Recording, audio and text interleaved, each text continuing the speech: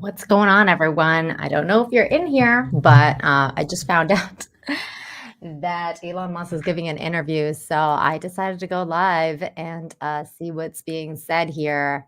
Right now, as we speak, I was listening to the quarterings coverage of it, but I'm on the Elon Musk thing right now. And let's see if you guys can hear this. Mario, I was going to say my DMs are open if you want to relay comments or questions for Elon there, and I can try to help field those. And also, Alex is one of the accounts that was wrongfully suspended by Twitter, and you fortunately brought back. I wanted to give him the opportunity to ask you a question because he's had his hand up, if that's okay. Okay, sure. Hey, Can you guys hear this? Hi, CJ, Mikey, Adam. Can you guys hear the stream, the audio? Campaign of the DNC to censor individuals. Yeah, we can't hear you, Alex. We can't hear you. I can barely hear Alex. Tell Okay, great. Tell Elon to mute his mic and unmute. Probably, but I cannot hear him. Yeah, tell him. So tell just Elon to FYI, mute and everybody, unmute just so Elon we can Musk hear is Alex, on 'cause I an think Elon's interview on background his noise is plane muting right Alex. now. He's giving an interview Hey, to Ian Elon, why Someone we are tell Chung and a Elon. bunch of Elon, other people. I Elon don't know can't hear who's me, there. so you Yeah. have to tell him Kimotera. Yeah, I'm Hi. telling him that he can't Hi. hear you. That's okay. All set. Can you? Just give me 1 second here, real quick. Elon, you said something, really important, and that is that truth matters. And this is really what this is all about. Because without free speech, we don't have truth.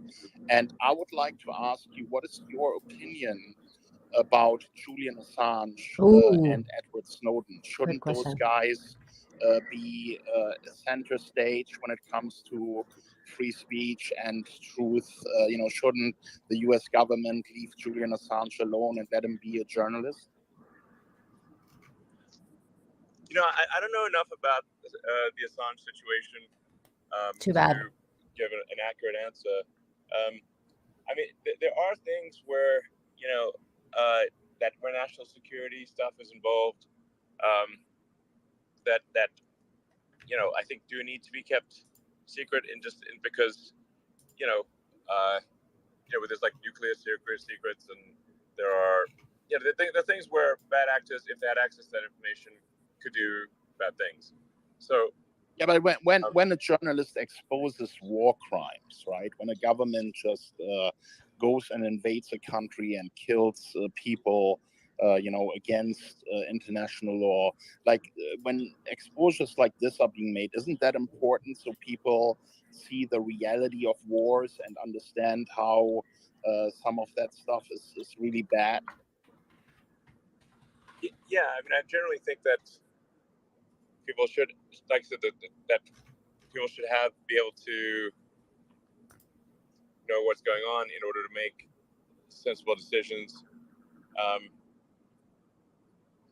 There's, and I just don't know enough about the Assange situation. Too bad. To say whether he should be punished or not punished. But I do think that I'm generally in favor of freedom of information. Trump should have set him free. And if there's any doubt, we should be on the side of freedom of information. And how about Edward Snowden, who has revealed these mass surveillance programs where the government is spying on everyone and storing all their data in these massive spy clouds, also against the law, where the Five Eyes are working together to undermine their local laws and their local restrictions on spying, and they just spy on each other and then share the data so that they know everything about everyone. How do you feel about that? Well, probably the best thing would be a jury of the public. If Snowden were to be, I don't know. Look, I'm power in this situation, but if they ultimately the people of the United States should be the ones who judge Snowden, not select people in the government. So if a jury of peers of citizens were to review Snowden and make a judgment as to whether he's guilty or not. I think that would probably be the appropriate course of action. Like a trial? Yeah, the only problem is Not, that if I'm he not sure. were to be I'm down in with a US mob court, he wouldn't get justice. a fair trial because under Espionage Act laws, you cannot even make a public interest defense. He wouldn't even Exactly. be able to say, I've done that because it's the right thing for Americans to know about that. So that would be a defense that is not available to him. So to say, you know, a jury of your peers Yep. should decide about that. Very is good the point. problem. Yeah, I don't know. I mean, there's no easy answer to the Snowden Assange situation. Though I wouldn't be talking about Snowden and Assange right now. Ask him better questions about Twitter. Can I make Come a on. suggestion, Let's Elon? go. Why don't you do a poll to your millions of users and ask them if they think Julian Assange and Edward Snowden should be given their piece for the service that they have provided to humanity? Okay, that's a good idea. Sure. I like that. That would be a nice poll. I'm going to ask a question. Is I'm going that- to ask a question on Mario's behalf really quick, since he's unable to speak to Elon, which has to be extremely frustrating as the Hi, host. Jane. He was curious if you faced any pressure so far since releasing the Twitter files. I mean, I face pressure all the time, so it's kind of, it would say like, what's the differential in pressure before and after?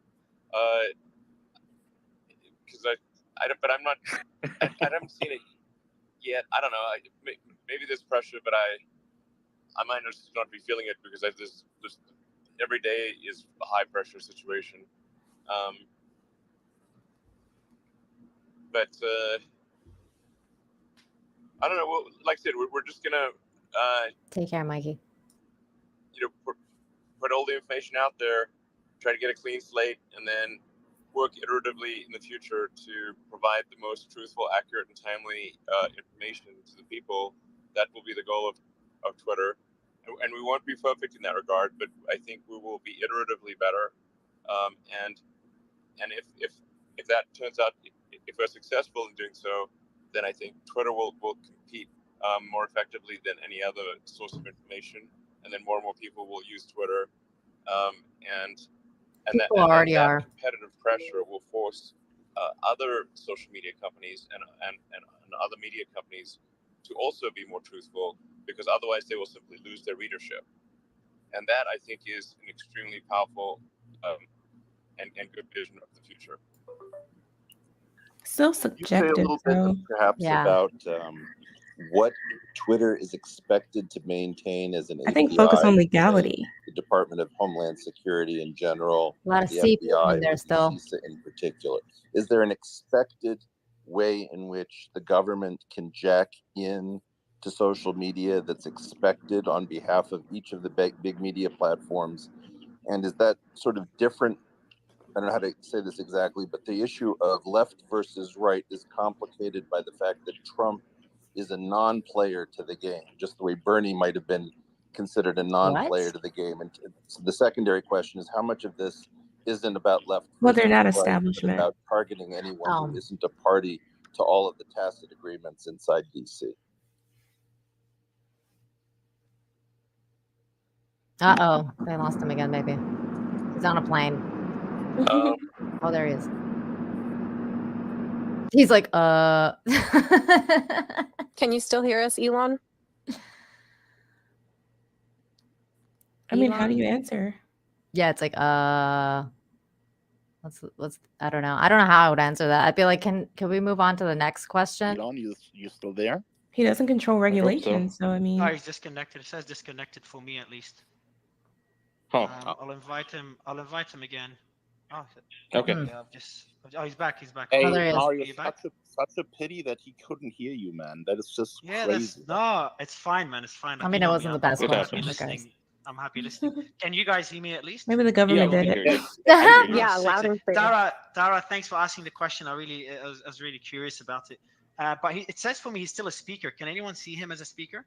I can see him as a I speaker, can. but he's not speaking. There's too many Last interviewers. time This he should have was been a here, Kim, you were one-on-one. there I think Kim, I you agree. commented and he joined. When we co-hosted him, remember Kim? We co-hosted him and it froze. So I'm like, Yeah, fuck, I shouldn't have co-hosted him. I think he's dropped off now. Yeah, I'll send him an invite. A few people got kicked off stage. Not even by Houston, just by can you themselves. hear us? So just guys give you a heads up. Yeah. Twitter's glitching So like just, crazy. What's your take while waiting for Elon, guys? What's your take so far on what Elon has said? Because there's a few pretty big things he mentioned, such as the fear, the worry that he has. Just to summarize what he said, right? I mean, his main goal clearly is that the truth is out there, that it has value again. The truth is out there. They sound like shills. What is this, an X-Files episode? The truth is out there. And his goal is to make money off of this platform. Personally and his business. Hey, that's a good point, so it's Jane. a very courageous thing for him to do, and I think anyone who had any doubt about what his intentions are when he bought Twitter, I think it's pretty clear that what he's doing is in the interest of I think his intentions people are and that not the left necessarily pissed in him his off, own best and interest. they shouldn't So have. I find that amazing, and I don't think he really cares, honestly.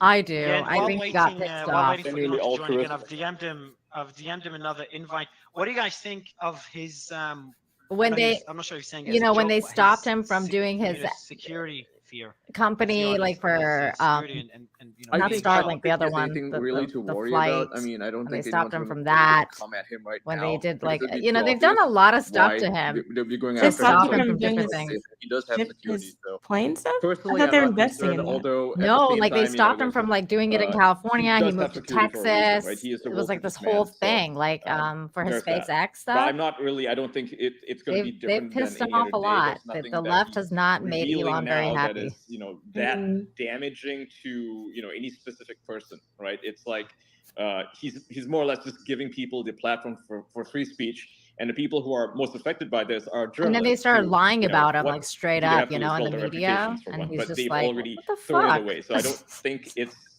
I don't think he He's really only has to worry about his personal safety. I don't think it's going to be that dire. Well, actually, I think he Elon, might be just like to let you know, an Elon's alien listening AI, now. just like I've you, sent but you still. through an invite. You should see it via DM.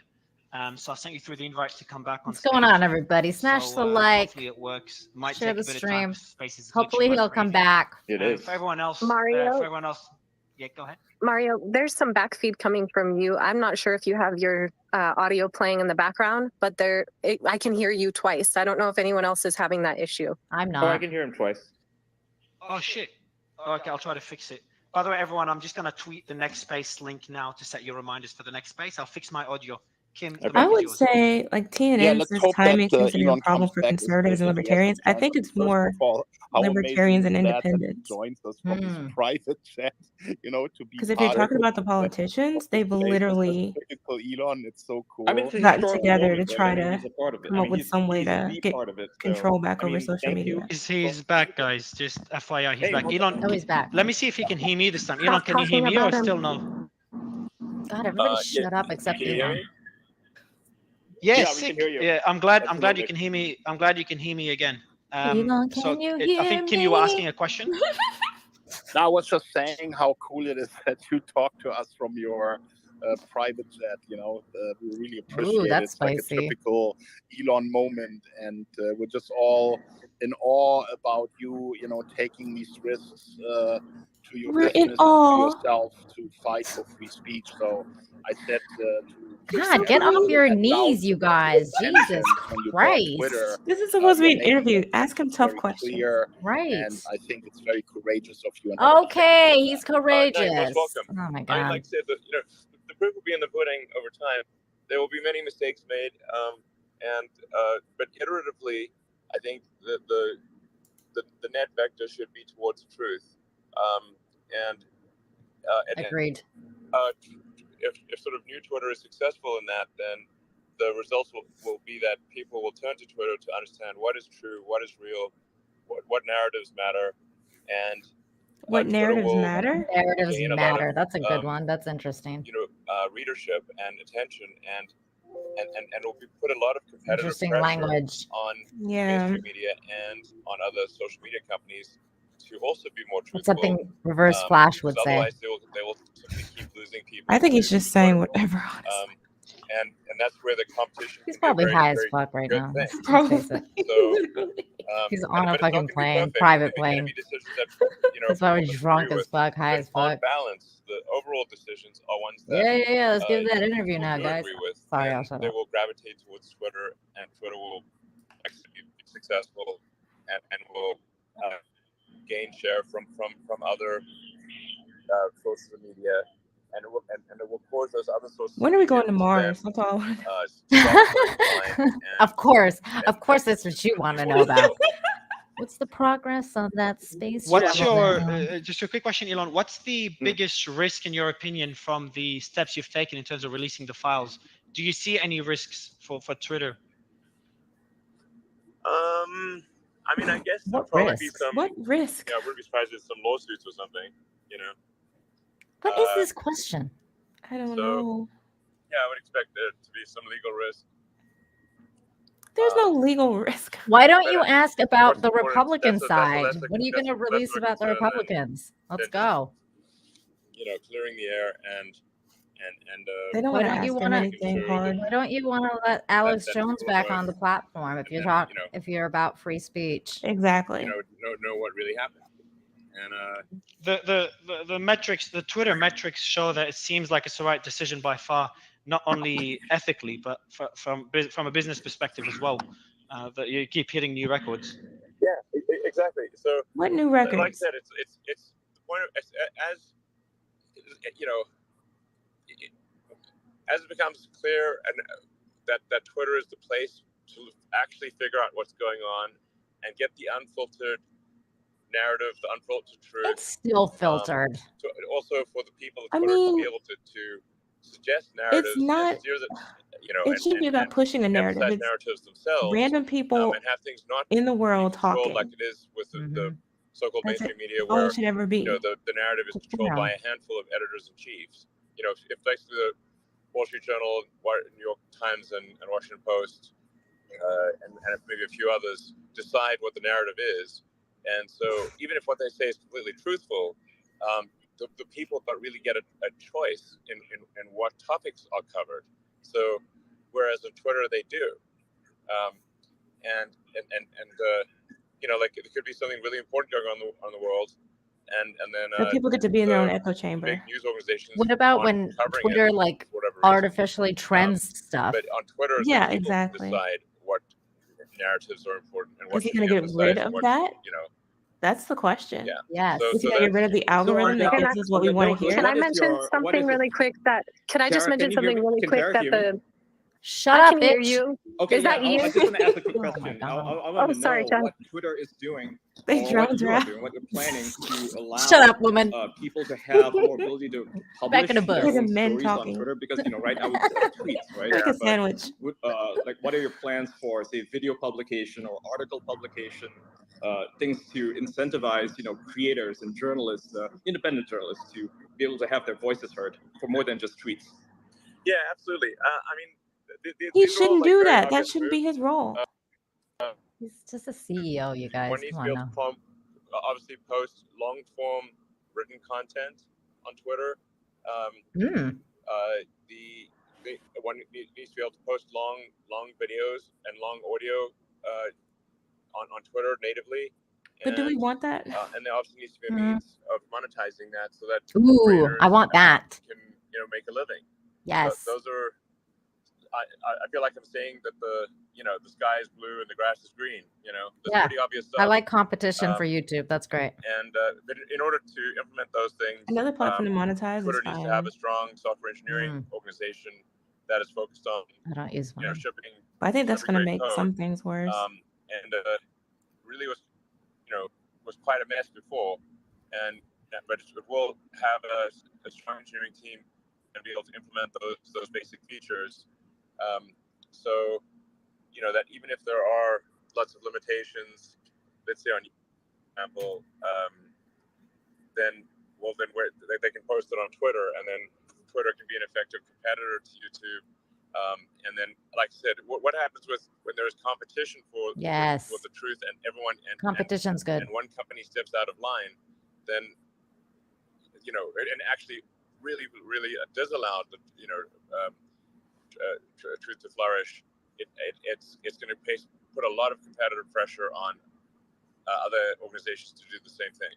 He's just using Can you the same talk about buzzwords, though. whether or not the effort to supposedly pre-bunk malinformation, which is to take real information and then, if it's damaging to a narrative, to put fear, uncertainty, and doubt around it, is there an attempt through the Department of Homeland Security or the FBI or CISA or any of these groups to tell Twitter that it has to maintain a port so that information can come from the government to say, we need this information pre-bunked? The government? The government wouldn't have to do that. They could get a court order if something doesn't need to be online. If there is any sort of request from the U.S. government that is not in accordance with the law or can be legally fought, then Twitter will refuse the legal. And if It's breaking up. And he can't say that anyway. What if you have something that's a potential terrorist attack and the government says, we need you to hold off on letting this out? I mean, you can't say. It's an interesting point. But we cannot gag the voice of the people. This is not good. But you're gagging Alex like Jones. Earlier, it's like you look at Kanye West. I read a lot of history. I love history, and I love history podcasts and stuff. And Hardcore history is the best one. Hardcore history. Dan Collin is so awesome.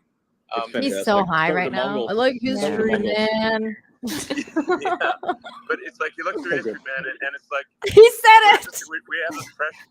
We're in this precious situation where, like, this rare, unusual situation where there's actually, I mean, within boundaries, there is actually freedom of speech, but it's within boundaries. And usually it's like been some king or whatever that's just they were just by default suppressed people, and now we have this like rare moment in history where the voice of the people is mostly not suppressed, but now there are people trying to suppress it, and we just need to fight really hard for freedom of speech. This is very, I think, essential to the future of civilization. I absolutely agree with you. I mean, this is why you're fighting, right? This is why, you're fighting for free speech so that we can have it in the future. Because if we don't have control, kind of like selective, though, at this point. Future, it will be in the control of somebody else, someone that we absolutely do not want to be in control of anything. Yeah, exactly. Just to chime in there, there are a lot of people in the last decade that have lost hope because what's happening in politics, what's happening in the media, there's so much frustration. And I think the most important thing that you've done here, Elon, with your steps that you are taking is to give people hope again. Well, great.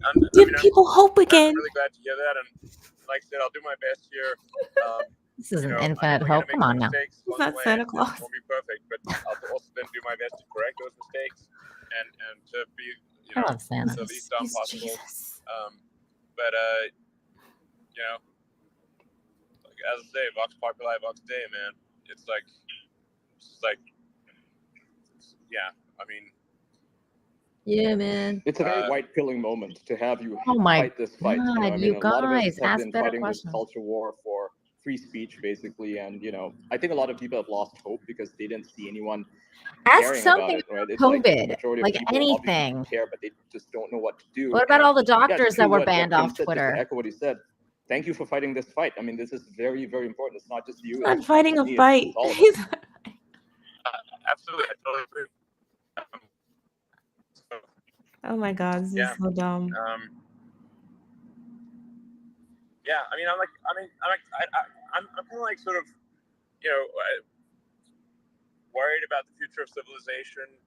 Oh my God. Like, oh yeah, so worried he's making Neuralink. Good direction, like. Well, that may be. That may be evidence of his concern. He wants us to be part of the machine. The arc of civilizations, the rise and fall. The rise of the machine. The ancient Sumerians, the ancient Egyptians. He's going there.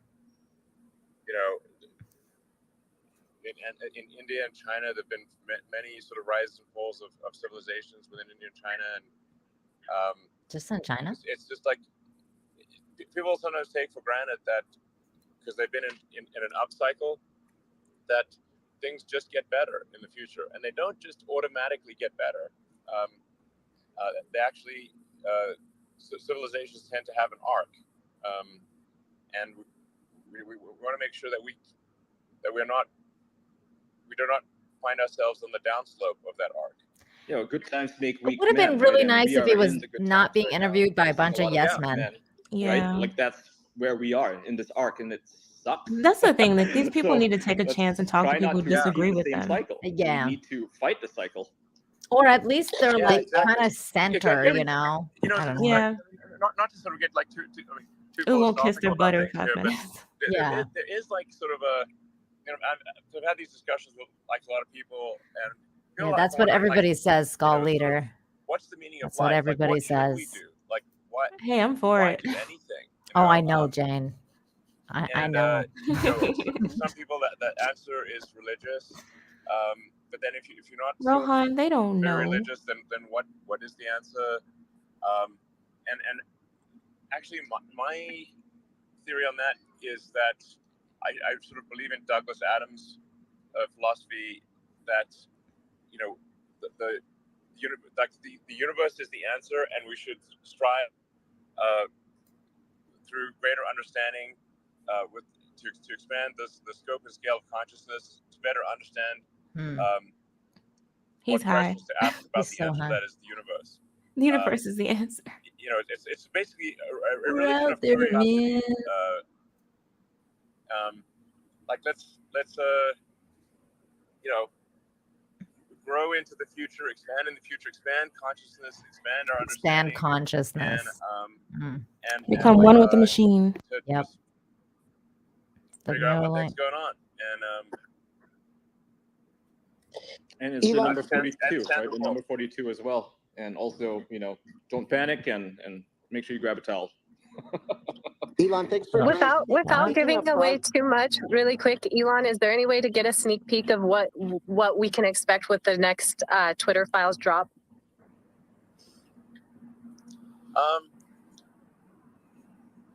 Well, I'm somewhat leaving this up to Matt Taibbi and Barry Weiss, but I think the natural thing would be to say, like, okay, what happened after the election, you know, the Hunter Biden laptop stuff. And by the way, I actually don't. I this may sound bizarre, but like Hunter Biden seems kind of fun, to be honest. I know, right? Yeah. Hunter Biden, what? Artist. Do you know that? He seems like he knows how to have a good time. I mean, so he has a sense of humor about himself. Hunter Biden here, but but just beyond the. He knows because he probably partied with him. After the election, what you know, how much government influence was there? You know, there's this whole sort of move to create a disinformation ministry, which was insane. And like George Orwell is turning in his grave. To hear such things. That's true. But like, what happened with, you know, with that? You know, I think there was a public outcry about a disinformation. Yeah, Jack Posobiec started that one.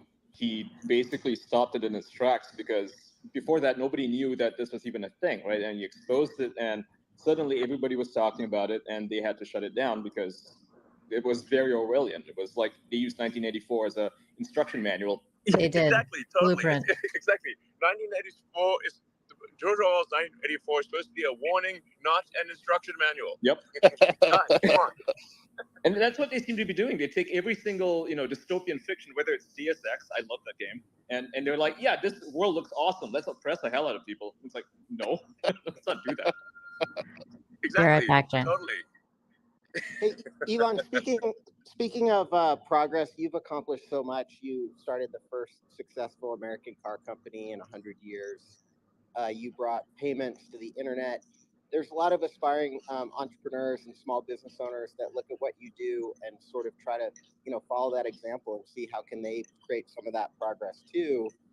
And I wanted to ask you a little bit about the layoffs because it appeared to me with the $4 million loss per day and just doing the math on the $1 billion of interest expense that $3 million of that may have been interest expense added. And I myself, running a small business, have been in a situation where, you know, the business was going to go under in a number of months if expenses weren't cut, you know, and what we found is communicating to employees, giving them time to process, getting their feedback, and then, you know, creating a shared vision to evolve the product, to evolve the company to a greater future was really successful.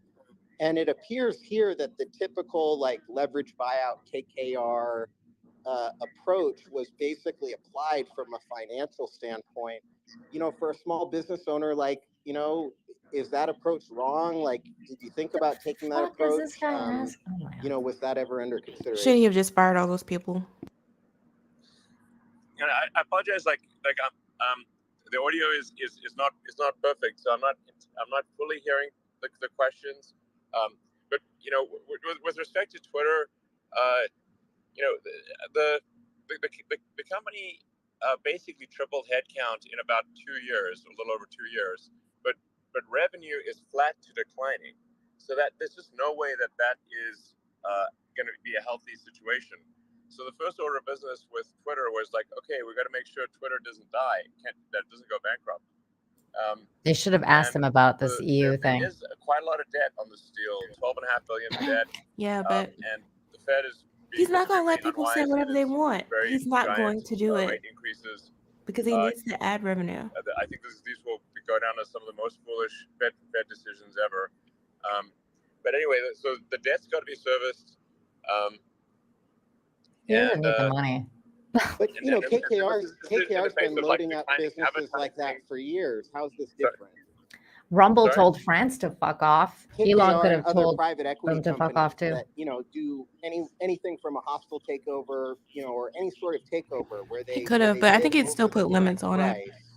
Using leverage, even if there was own limits. You know, I've been following that for years, and it always results in massive layoffs. And so, as somebody who's, by the way, I don't think anybody cares about that. I don't think that matters right now. That's what I was gonna say.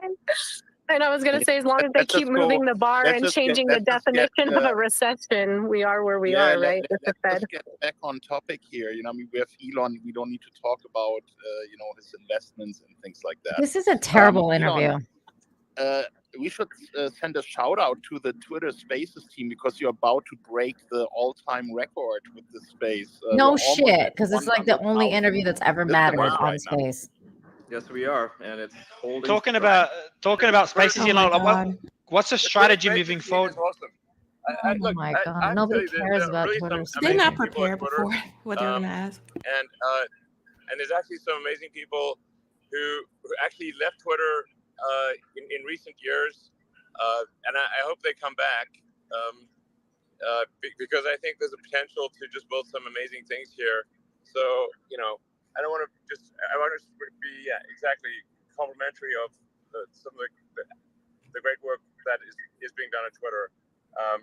So, you know, it's sort of, you know, just sort of like, I mean, there's a lot to criticize about Twitter and say like, okay, Twitter is wasting money in a lot of, in really some next level ways, but also very talented people who really care about the truth of Twitter. And I'm doing my best to elevate their capabilities and give them all the resources they need. I'm very excited about Community Notes. This feature, you know, Keith Coleman's running it, and there's like some really first-rate engineers that are writing the code on that product. That is, I think, going to be very powerful for actually fighting disinformation. Not. Can we actually see that if we're not enrolled in Community Notes, right? Like right now. The rest of the world isn't, right? It's just the United States and I think Canada, to my knowledge. But can you at least make it visible to other people? So even if we're not able to contribute, we can at least view it because I feel kind of left out. I'm in Malaysia, so you know it's kind of hard to see it. Malaysia. Yeah, actually, I asked that. I sent a note to Keith Coleman saying like, hey, shouldn't we just at least make this visible everywhere? And then he said we needed to talk in person about that, but I'm not sure what. Hey Elon, we did want to say on the Twitter Spaces during the blowout of SBF and FTX and all the other companies in crypto, there's been massive financial losses for many people, obviously. But Twitter Spaces actually became the place that drove the community together, and we've been sharing Twitter lots of stories there with sucks. people that were suicidal because of the financial loss, and because of the community in Twitter Spaces. It prevented them taking their life. There's lots. Yeah, lots of and stories. to add to it as well, Elon. Last time, if you remember when you joined the space about Sam, that space ended up going for 16 hours, and for 3-4 days, the media was in our space, getting the news from the space for 4 days, 5 days straight, and then writing stories on it day after day. And I think Simon was there, Kim was there, so it was I think it's the first time it happens to that extent on Twitter Spaces, and we're probably doing it again today. Yeah, and this type of citizen journalism that you are enabling. We don't care about CP though, so Jane. powerful, because we are the news now. If people want to learn the truth, they go to Twitter and join these spaces. It's like real time with experts. It's fantastic. And then we have people like you joining in and sharing their opinions and their thoughts. What is more powerful than that? The traditional media can pack and I hope nobody's coming to for Twitter that. for actual information. Elon, would you ever consider holding a space for earnings for Tesla right here live on Twitter? Oh man, I have to say, Tesla being a public company, it just creates such a gigantic attack surface for legal firms in the U.S., especially these class action firms. Yeah, that seems like a bad idea. I've been to spaces that other CEOs held, and they did their earnings live right on Twitter, and I thought it was quite amazing. Oh my gosh, she cut him off from answering, dude. Okay, well, yeah, sure. I'm happy to do it. Yeah. Why was it a bad idea though? You've made Elon. You just made two promises. You've made two promises, man. Now you've made this one, and you've made one to Kim about the. You made a promise to Kim about the poll, and now you made a promise to hold the Tesla meeting here on Spaces. So I'll remind you afterwards about it as well. I will. I've been getting a lot of questions. I will do those things. Why? What's going on with the quartering? So I've been getting a lot of questions from people who are just bombarding me just to ask you, right? Because what happened? They're asking, what are you going to do about the shadow banning situation? Because I'm personally search banned. I'm not shadow banned, but I am search banned, and I'm Pretty Venti's shadow banned. Yeah, I can't find her at all. Yeah, I mean, like I said, I've only been on the job like a month, guys. So just give me a minute. I've got a long list of things to do. But there needs to be a general. We need to say, like, your account should actually just tell you are search banned or you are deboosted or whatever it is, and why and what the process is for fixing that. Now this week I should tell you that we were probably a little overzealous, and that's if anything that's my fault, because I'm just trying to get rid of the damn scams and spam and bots and stuff, and so in trying to stamp out or reduce the bot spam scam stuff, there will be some false positives. So that's just this week, but be taking. I know it's going to be an iterative journey towards truth and towards a healthier system. So in other words, give me a minute. I'll get to the shadow ban people at some point. We'll be moving as quickly as possible towards a good place. And I encourage people to,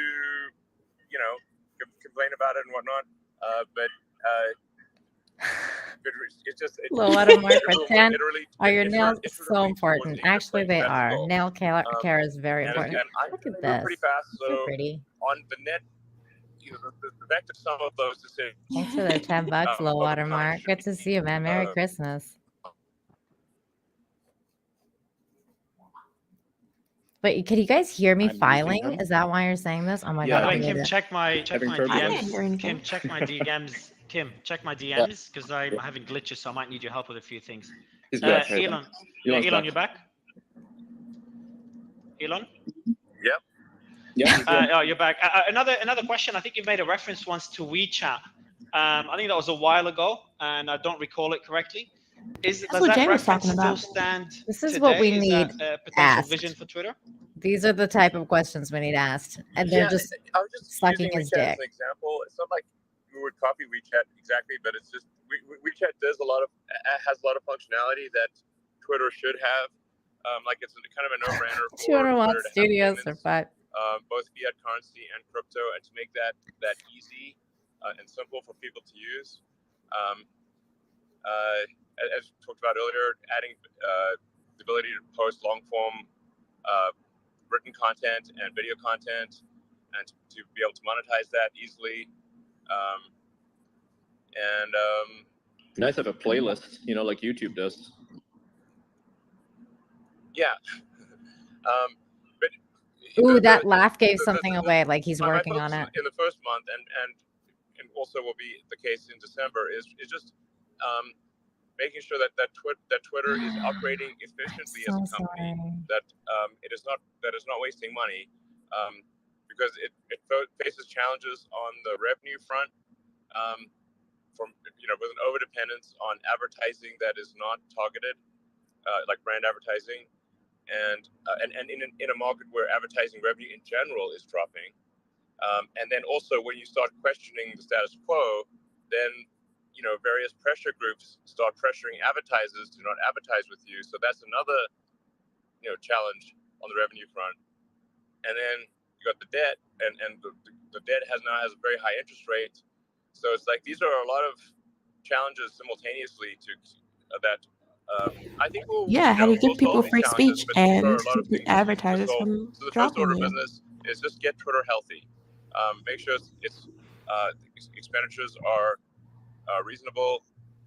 That Twitter's like primarily a software company. There are obviously design elements, but it's primarily software and servers. And so, like, is the software team organized well? That are glorified text messaging. Good code, and just making the engine of engineering work at Twitter. Because if you look at, say, like, what is Twitter's evolution, technology evolution over time? Exactly. Excluding acquisitions, it's been. She could be cutting down a tree. The technology of Twitter, cutting wood, whatever. And don't cut wood.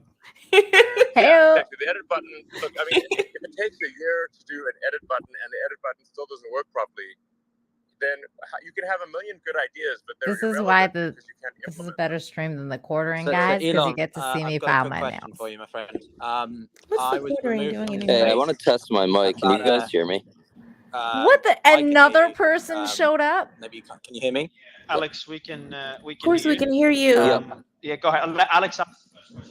We can hear all of you except Elon. Can you hear me? Oh my gosh. Yeah, we can hear you. Yeah. Okay. There's already too many people there. Like, and somebody else shows up. Files, are those also going to include other content other than provided? Can't hear this dude. So basically, all pages. Yeah. No, Alex, Mario, we can't hear you. This is a bit of an audio shit show. Let's try and get this entire thing has been a shit show, bro. I muted everyone. I'm going to unmute those who are not talking. Just mute yourself, please.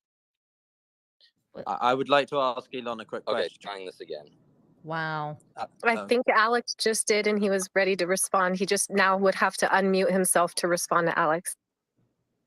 Yeah, I was just wondering if all accounts that were requested to have been taken down by the DNC and by the Biden campaign, even ones that have nothing to do with the Hunter Biden laptop, if they will also be released.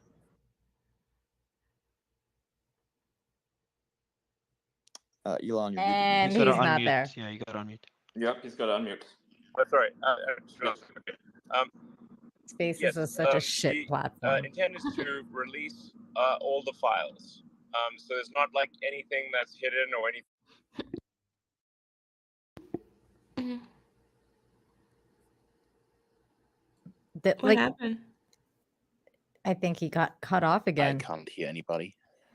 He dropped out. Is my I mean, mic good, technically, by the he's way? Is my on a mic okay? plane. Yeah, Like, you just sound like you are in. you couldn't give this interview another time. What files are they even talking about? Yeah, we can hear you now, Elon.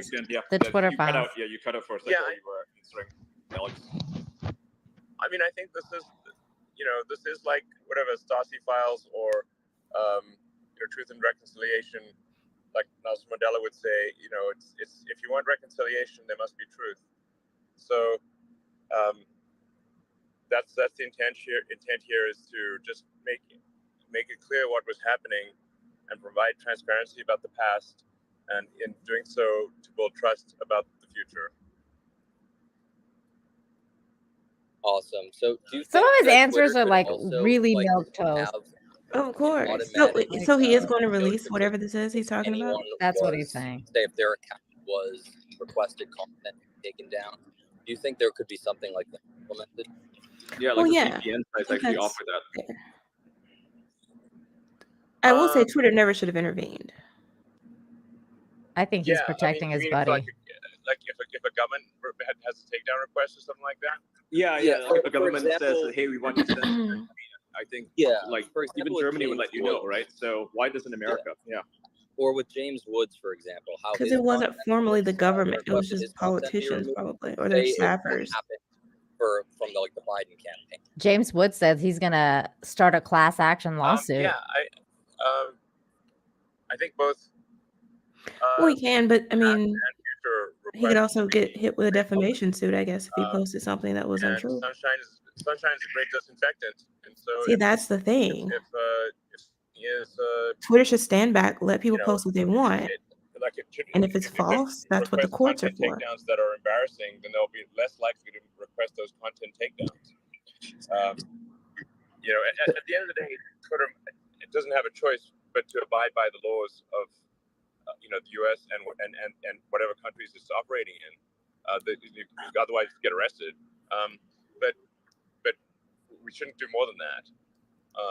It should be abide by the Oh, laws. so bend the knee have to to, whatever country that the laws are in. Okay, that's there good may to know. be some potential to say, Even like, though you're an American maybe company. we can lobby to have a law changed or something like If that. you intend to operate in somebody's country, you should follow their laws. So Elon, I I think want to that's ask you on this point. Go ahead. Sorry. No, but I'm saying like the overarching goal here. But you can is choose that, not to operate in those countries. on balance, that Correct, Twitter be a Jane. force for good for the future of civilization, that and for the expansion of consciousness. So to that point, I want to ask you then, because I'm speaking from the European lens, what do you think about the EU's proposals over potential restrictions to the use of Twitter? Losing you a little bit. Or equally, I know you had a little bit of a, shall we say, fanfare with Alex Finman earlier this week. I was wondering if you would be interested in a space with you and him, since I know him from the week ago.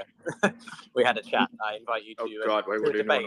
If you'd be interested. If you'd be interested. Don't waste your time with the intelligence community, man. Seriously, yeah. I'm teasing. But I am curious about your thoughts on the European Union perspective. The thing about his lawsuit is it would have to be against Twitter. Actually, a lot of the EU rules I don't know how you call could sue for the things DMC. that I agree with, which is transparency and an ability for users to appeal and have a clear process. So I think in terms of the Digital Services Act, I think it's mostly good. I think we have to watch the implementation of it and make sure the implementation is not bad for the people of Europe, but the actual I think most of what is in there I agree with, because it's transparency and accountability. It seems quite sensible. I think Europe has bigger problems. Don't they have a whole war happening over there? But generally, I agree with it. A lot of war propaganda on Twitter. I have a personal question for you. With 16-bit, there was no law broken. If the politicians asked Twitter to do something and Twitter said, "Sure, we'll do that," there's no law broken. That is probably the most dangerous development, to give the governments that kind of power that they become the deciders of what's truth and what is not. Yeah, no, that is a big deal. I agree. That goes to the heart of the situation. Is that you don't want to have governments, and especially it may not even be sort of it may not be an elected official. Maybe someone who's potentially a mid-level. According to the narrative, Twitter was very liberal friendly. So if anything, they were cooperating with the left politicians. So you'd still have to sue Twitter. What about the China protests? Wouldn't they have to sue the role do you think ex-employees Twitter that can have did it? in helping to They're no longer support part of Iran, Twitter, but Ukraine, they had to be held and other responsible countries that are for facing, like the whatever. former CEO and stuff, maybe. Yeah, like the limitation in VJJ access to freedom bitch and of the other guy. But if they're acting in their capacity as employees of Twitter, and that was something Twitter as an organization we'll do allowed. whatever is possible within the bounds of the law. So, I have a kind of a personal question, and I've been curious. Was there a breaking point that made you decide to want to buy Twitter? 16-bit, cite the law. That's a good question. Thank you. Yeah, I'm interested in this question. I was hoping you would say the child exploitation that you've done more to get rid of in the past month than they did in the past 10 years on Twitter. And I wanted to thank you for that. And I'm sorry that the media has completely snubbed you on mentioning the fact that you guys have gone above and beyond to make that happen. And Eliza Blue, thank you for your work and efforts there. Shout out to Eliza Blue. Yeah, I'd like to say thank Eliza Blue. I would like to thank Andrea as well. We've actually had this is actually like a really good case of crowdsourcing of having people on Twitter actually help solve the child exploitation stuff. It's actually it is true. Yes, Twitter has done more to stop child exploitation in the last month than probably the last 10 years. That's insane. It kind of blows my mind, frankly. And we're going to keep doing it, and it's always going to be number one. I mean, it's like kids can't defend themselves, so we must defend them as adults. So, yeah. Yeah. Mario, we can't hear you. No, you sound like a mosquito now. Sounds like he's in the toilet, to be honest. Elon, do you still have plans to drop the W? Everyone is asking. I mean, technically the poll did come out positive on that. So the people have spoken. No, the people have not spoken. But more to my question, I don't think you answered that. I want to know, what was the breaking point? I think a lot of people want to know this one. What was the breaking point that made you want to buy Twitter?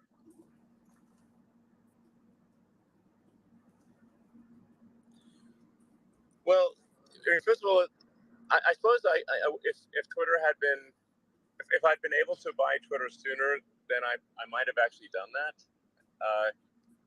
But there had to be a situation where my liquidity was enough and Twitter's value was, there was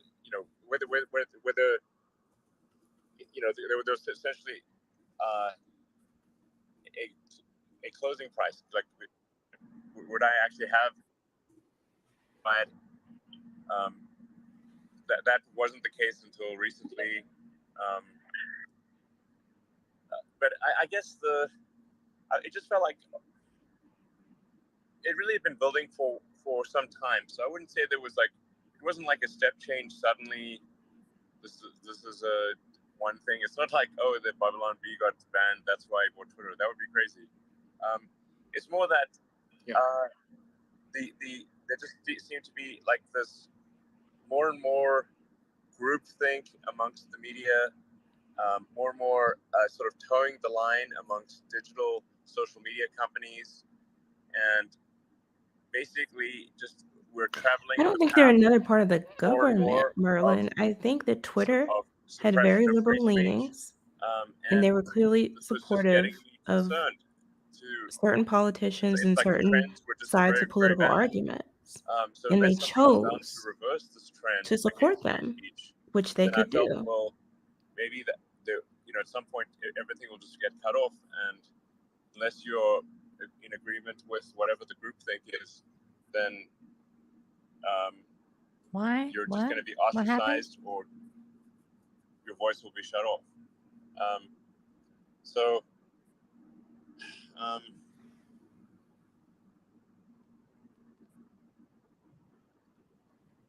like I said, it wasn't any one thing. It was just like, okay, I can't exactly say why, because it's like one of those things where it's like it's just that my biological neural net. Oh my God. Said it is important to buy Twitter, and just like with a digital neural net, you can't really exactly explain why the neural net My is nightmare. able to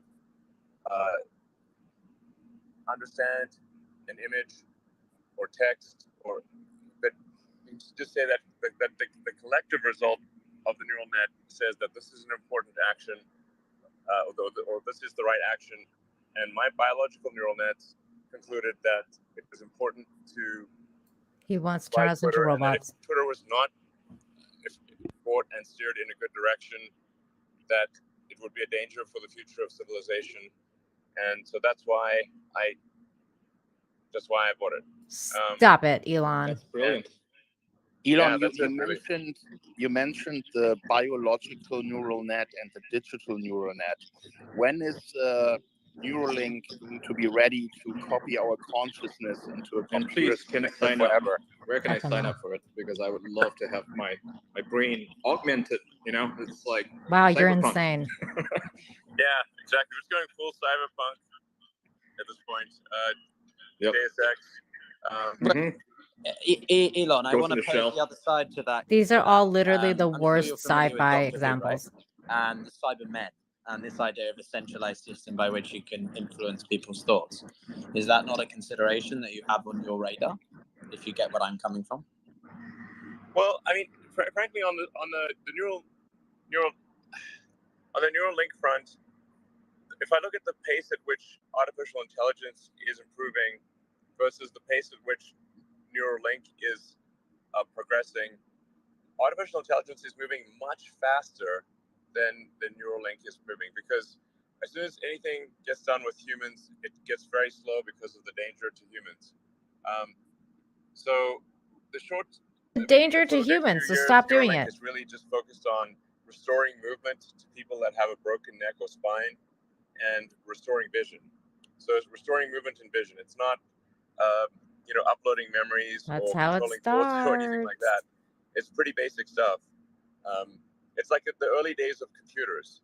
It's basic, but it's life changing, though, right? I mean, being able to see if you're born blind, that is a gift that I don't think anyone would pass up. That would be amazing. There's eye surgeries now that fix that. That's very doable.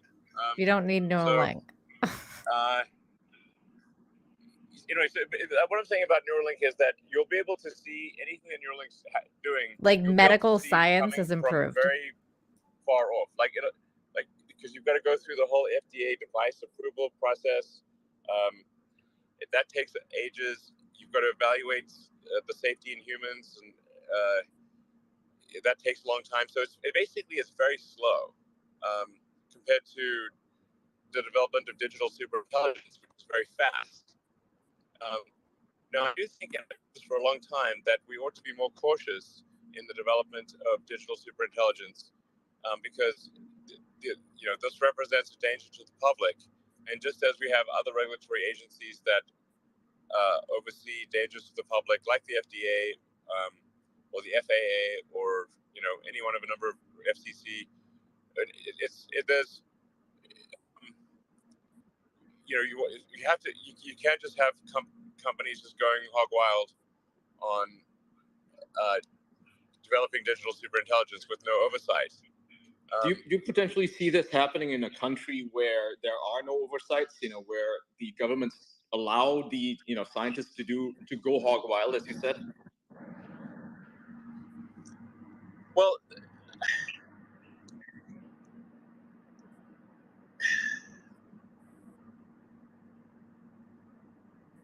look, there's the things we can control and the things we can't control, and I think there should be some kind of oversight in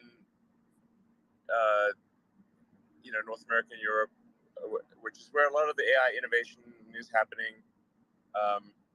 There should be some kind of oversight beyond nothing, which is currently the case. So, how far do you think we are from general? Thank you, Exabode. What is your time Thank frame, you. you think, until we have the big deal?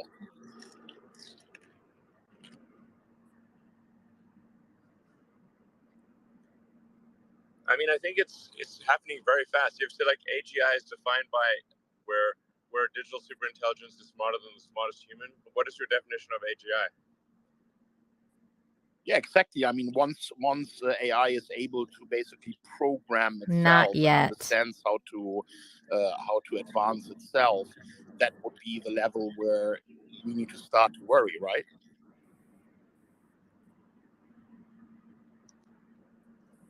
Yeah. Yeah. Well, to add to that, Elon, I mean, what about this?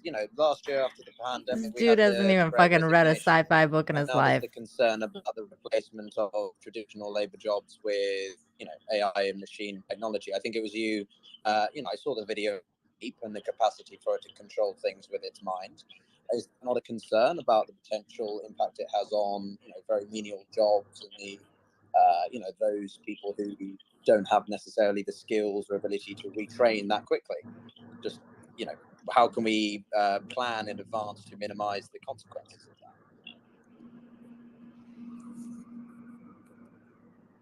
Sorry, the audio is like not good right now. So That's a good cop out, right? Like, let me just get out of this question by saying the audio is not too good.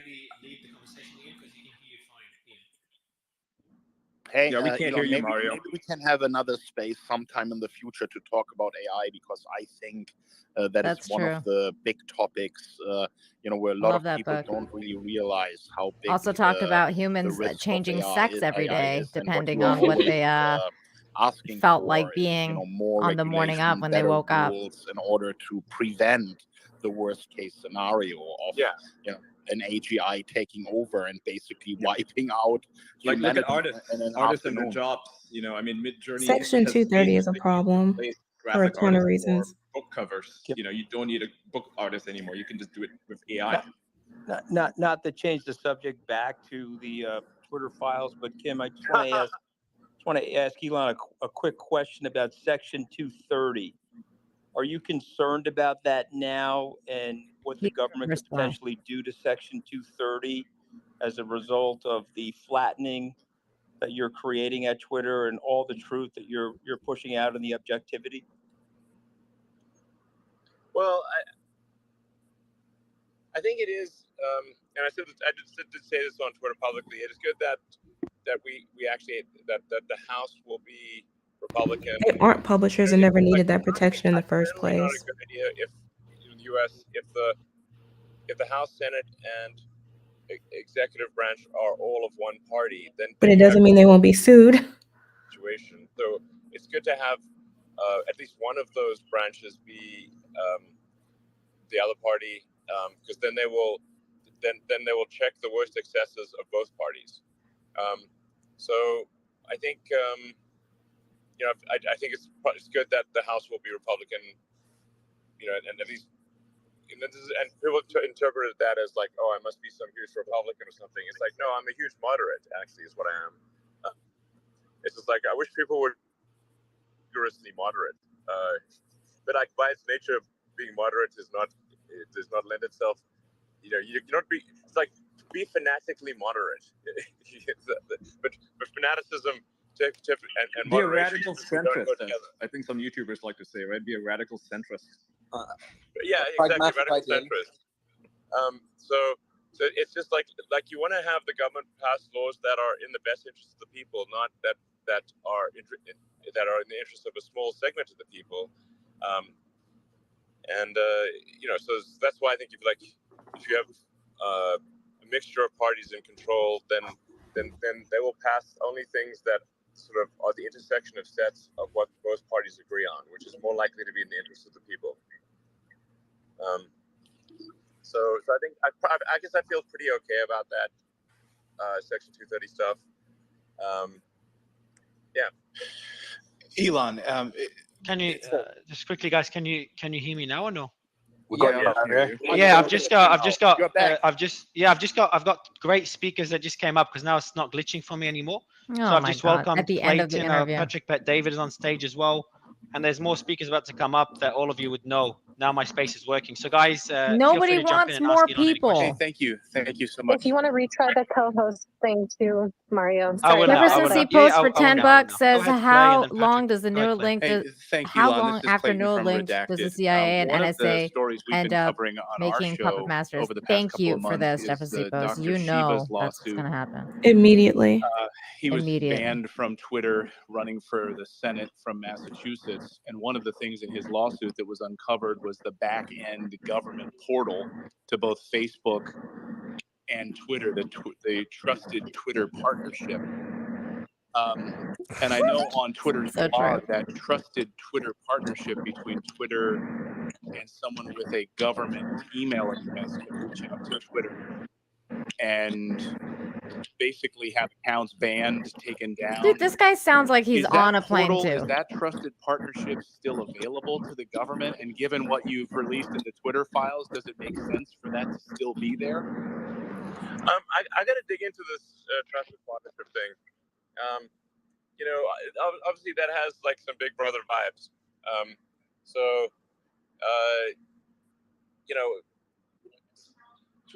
Twitter will adhere to the law, but it will not do. It's not going to go beyond the law. And if there are laws that don't seem to be the interest of the people, then Twitter will push to change the laws to be in the interest of the people. But I'll dig into this trusted partnership thing, find out what's going on. Yeah.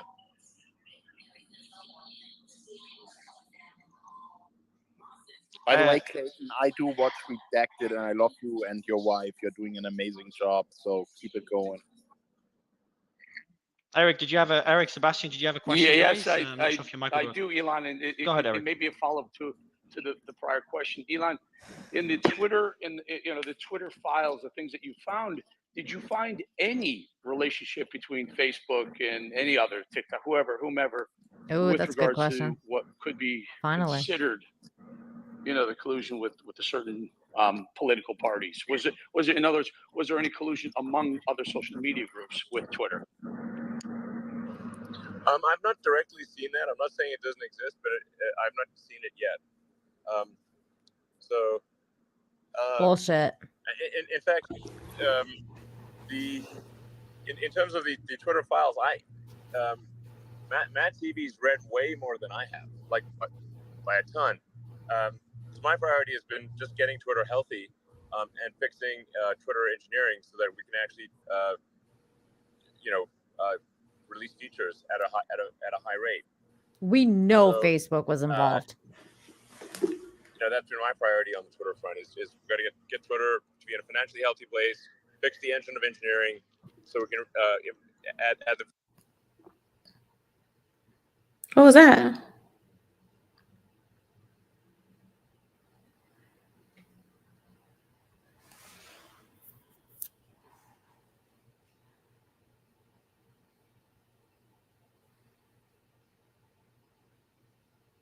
Any of the other social platforms, Meta, Google, etc., since the release of the files? Has there been any pushback, any concerns, anything at all, or it's been pretty quiet? They haven't reached out to me, so I'm not aware of any outreach from them. So I guess, look, if I think if it turns out there's like stuff that the public should know about, then we'll put it out there. Sorry, I fucked up, guys. I told Matt Vivi and Barry Weiss, hey, listen, whatever you see, if you think the public should know about it, you just post it.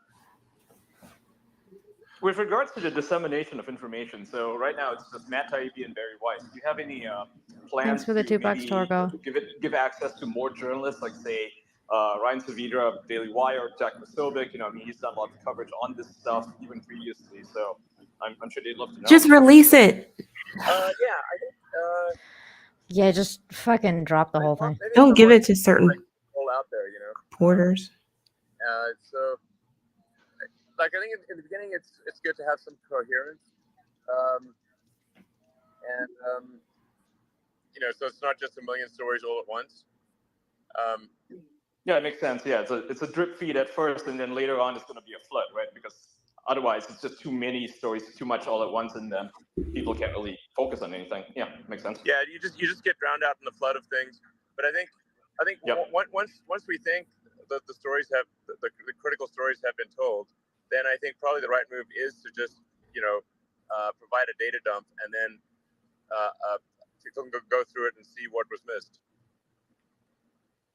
But that's shaping a narrative. Are you surprised at all about Just drop it. the blowback against Matt Taibbi over the past 24 hours? I mean, a number of liberal news organizations, a lot of liberal news reporters came out and really slammed Matt Taibbi.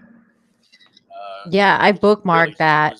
Really Glenn shocking. What was your Greenwald made a response great to thread that? about that. We're gonna go over that after this. Well, I think those people should be looking in the mirror and wondering why they were deceptive. Why did they deceive the American public? And instead of trying to redirect blame to Matt Taibbi, they seem to be accepting some responsibility themselves for not being truthful to the American public. Yeah, the New York Times should shut the fuck up. Elon, it's Mike Cohen here. Congratulations on, of course, the acquisition of Twitter. But my question to you is, how are you going to go about combating the issue of bot farms who create so much misinformation and hate on your platform? If the last thing I do, I will defeat the damn bots and trolls. Oh my god. Maybe they need like a mind virus that purges them, just makes them self-destructive. Yeah, I mean, It's probably half of Twitter. it's war, and we're gonna win that war, big time. Yeah, because I'm confident you will.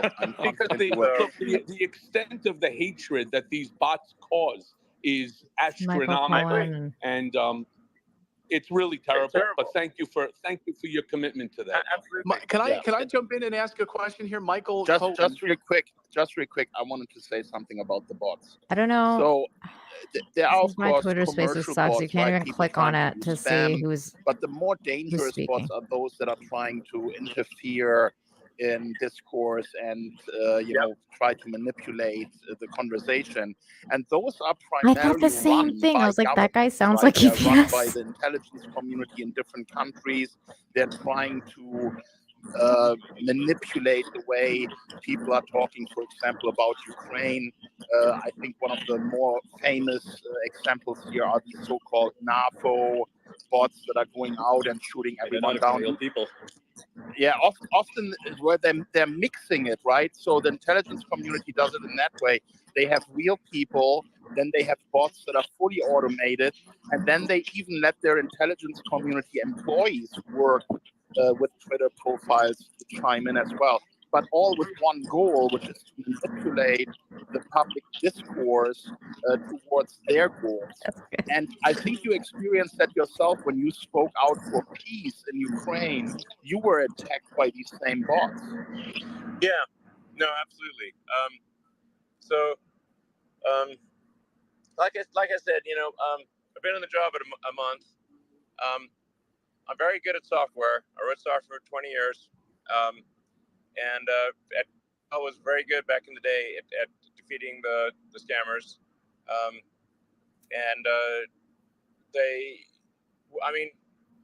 They were just like they were just the bad actors had free reign in the system before. They will not have that in the future. I look forward to that battle. And we will expose those who are acting to manipulate public opinion. Name names. Shine a bright light on it. Fantastic. Hey, Kim, if I could just ask a quick question on that same topic, because there was a point at which I was told by someone who apparently had access to this Discord server for these NATO or NAFO trolls that I was among their top targets, or even the number one target for a while. So I'm just sort of a personal curiosity. By the way, this is Michael Tracy. The fuck?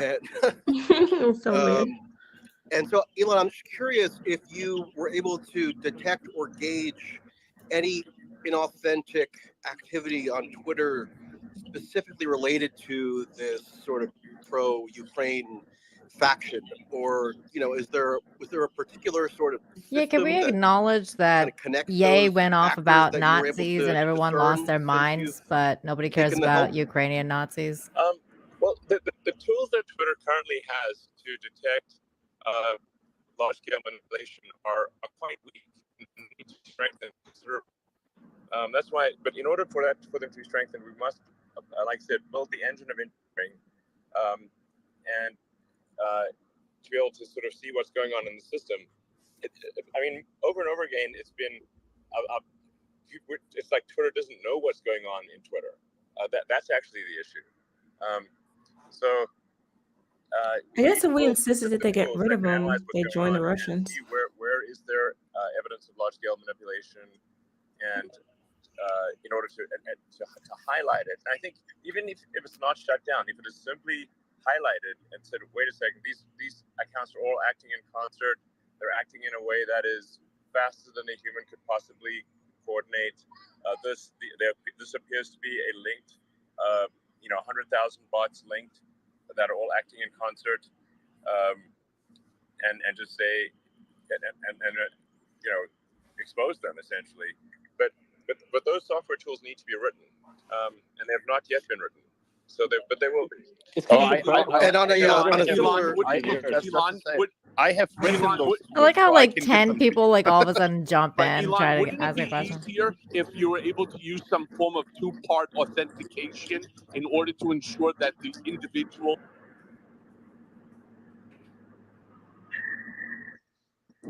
You've jumped out, Ian. You've jumped out, Michael. Oh, you're back. Yeah, go ahead. Yeah, Elon, would it not be easier to just use some form of two-part authentication to ensure that the individual is who they say they are? Yes. I'm not giving him my information. So this is part of what the game plan with the sort of blue verified thing is that right now it is there are problems on many levels. It's too cheap to have a bot. So and even a troll like it's not just that somebody's operating a bunch of 10,000 instances of Twitter accounts in a bank of PCs. It's like you can have a warehouse with, and there are many parts of the world, like warehouse where there's just banks of phones. So they actually are operated by people. He talks to him on Twitter all the time, though. Is actually, you have to make it more expensive to have bots and trolls. It can't be like it's like a guy sitting in front of 8 phones, right? That's just how they operate. Exactly. It's like the farms are a guy sitting in front of 8 phones. There's like. Well, unfortunately, the disinformation budget for the CIA for these NAFO bots is over $100 million. I mean, even if you throw $8 per month per account in front of them, it's not. Is that really going to stop them? Not the $8. If it was purely a question, then I think they could overcome a budget challenge. But also then having to have a huge number of phones and a huge number of credit or debit cards, these all amplify the difficulty. And then having, if you want to do it such that there's a lot of can't find any connection between 100,000 phones and 100,000 credit cards and 100,000 authenticated phone numbers. That's very difficult to do. Just the logistical difficulty of that is extremely high.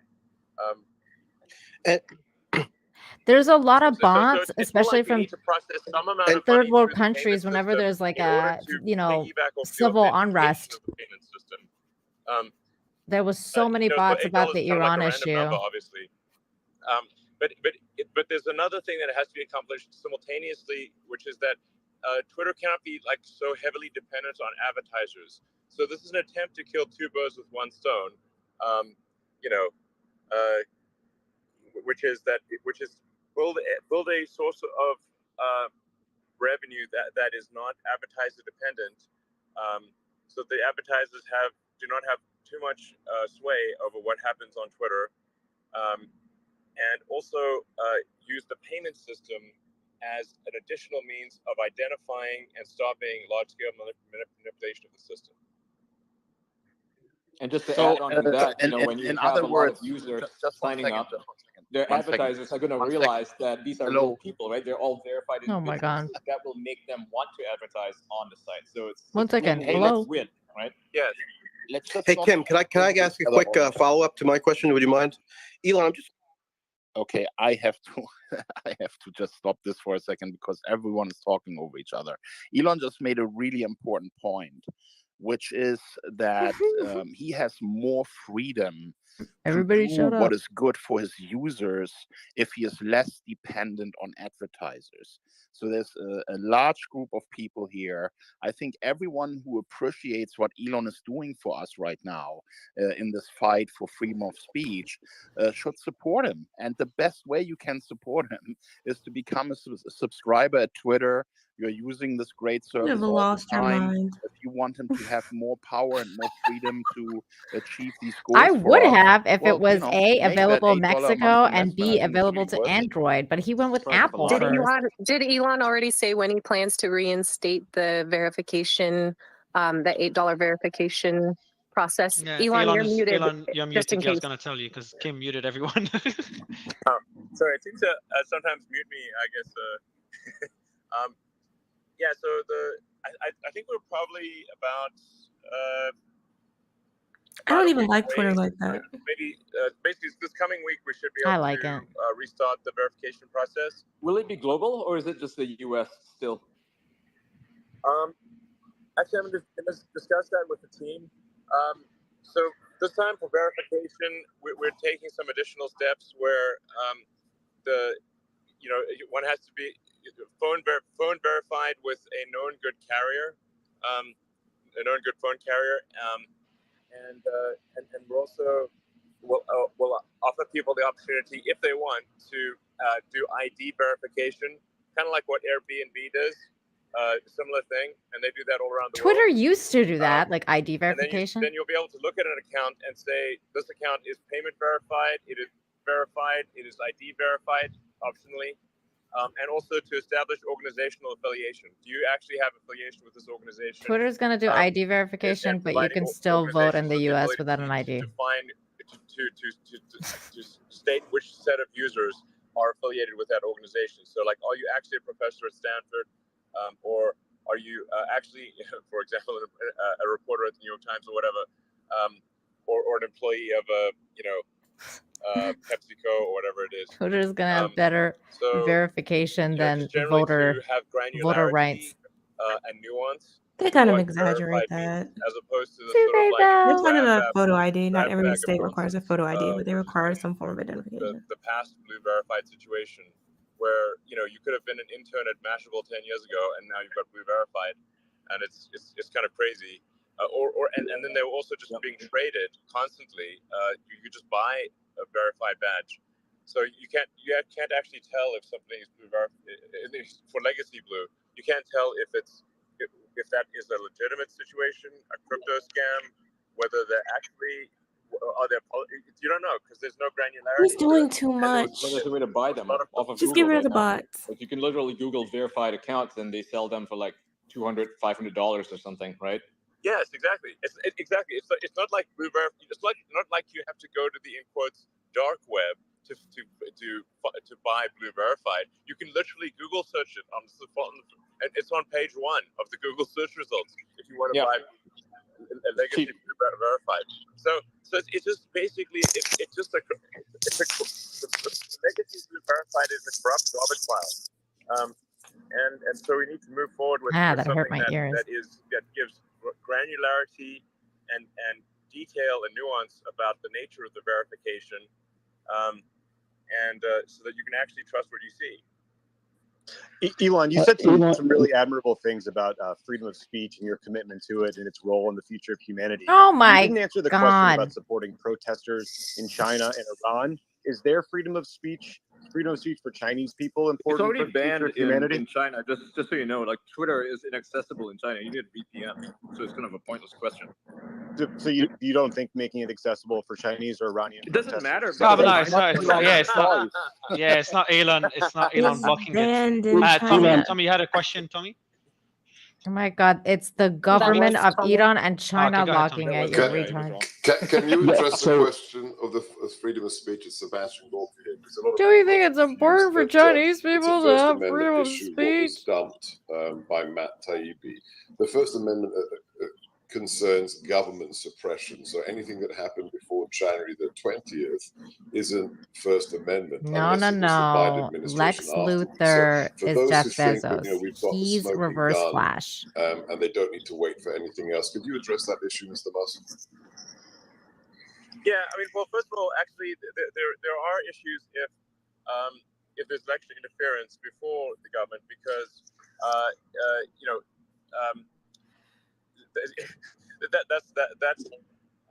that is, I think, an issue. It's certainly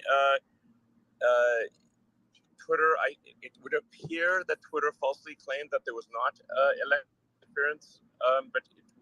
Right, but that has to do with in-kind contributions. That's a very different kind of thing, and it is criminal. But can you tell us if there will be more smoking guns coming? Yeah, I think there will be more smoking guns, because the obvious next question is, well, what happened after the election? Exactly. Yeah. So when's that drop? That's probably the right thing for episode 2, is what happened after the election. And how long do we have to wait for episode 2? I don't know. I'll check with Matt. Matt's probably waiting for this interview to be over. Yeah, Will, go ahead, Will. Thank you, Elon. Apologies if you addressed this earlier. I appreciate how long you've been on this call. What subjects outside of Hunter Biden? By the way, this is Will Kane from Fox News. What subjects outside of Hunter Biden were subject to the most government-induced censorship? COVID. As I said, you may not have heard my earlier comment, but I don't actually like I said. Me personally, I've been working on getting Twitter to be healthy and fixing. He literally has no idea and does not care. I've not been sort of poring over the Twitter files personally. That's sort of been, Matt Taibbi is doing that, and Barry Weiss is going to do it now as well. The fact that he didn't say COVID though is retarded, because it's like, come on, clearly it was COVID. I don't think he cares. It's Twitter drama. I don't know. There's obviously a lot of questions around. Because doctors were banned off Twitter for pointing out shit against the narrative. There we go.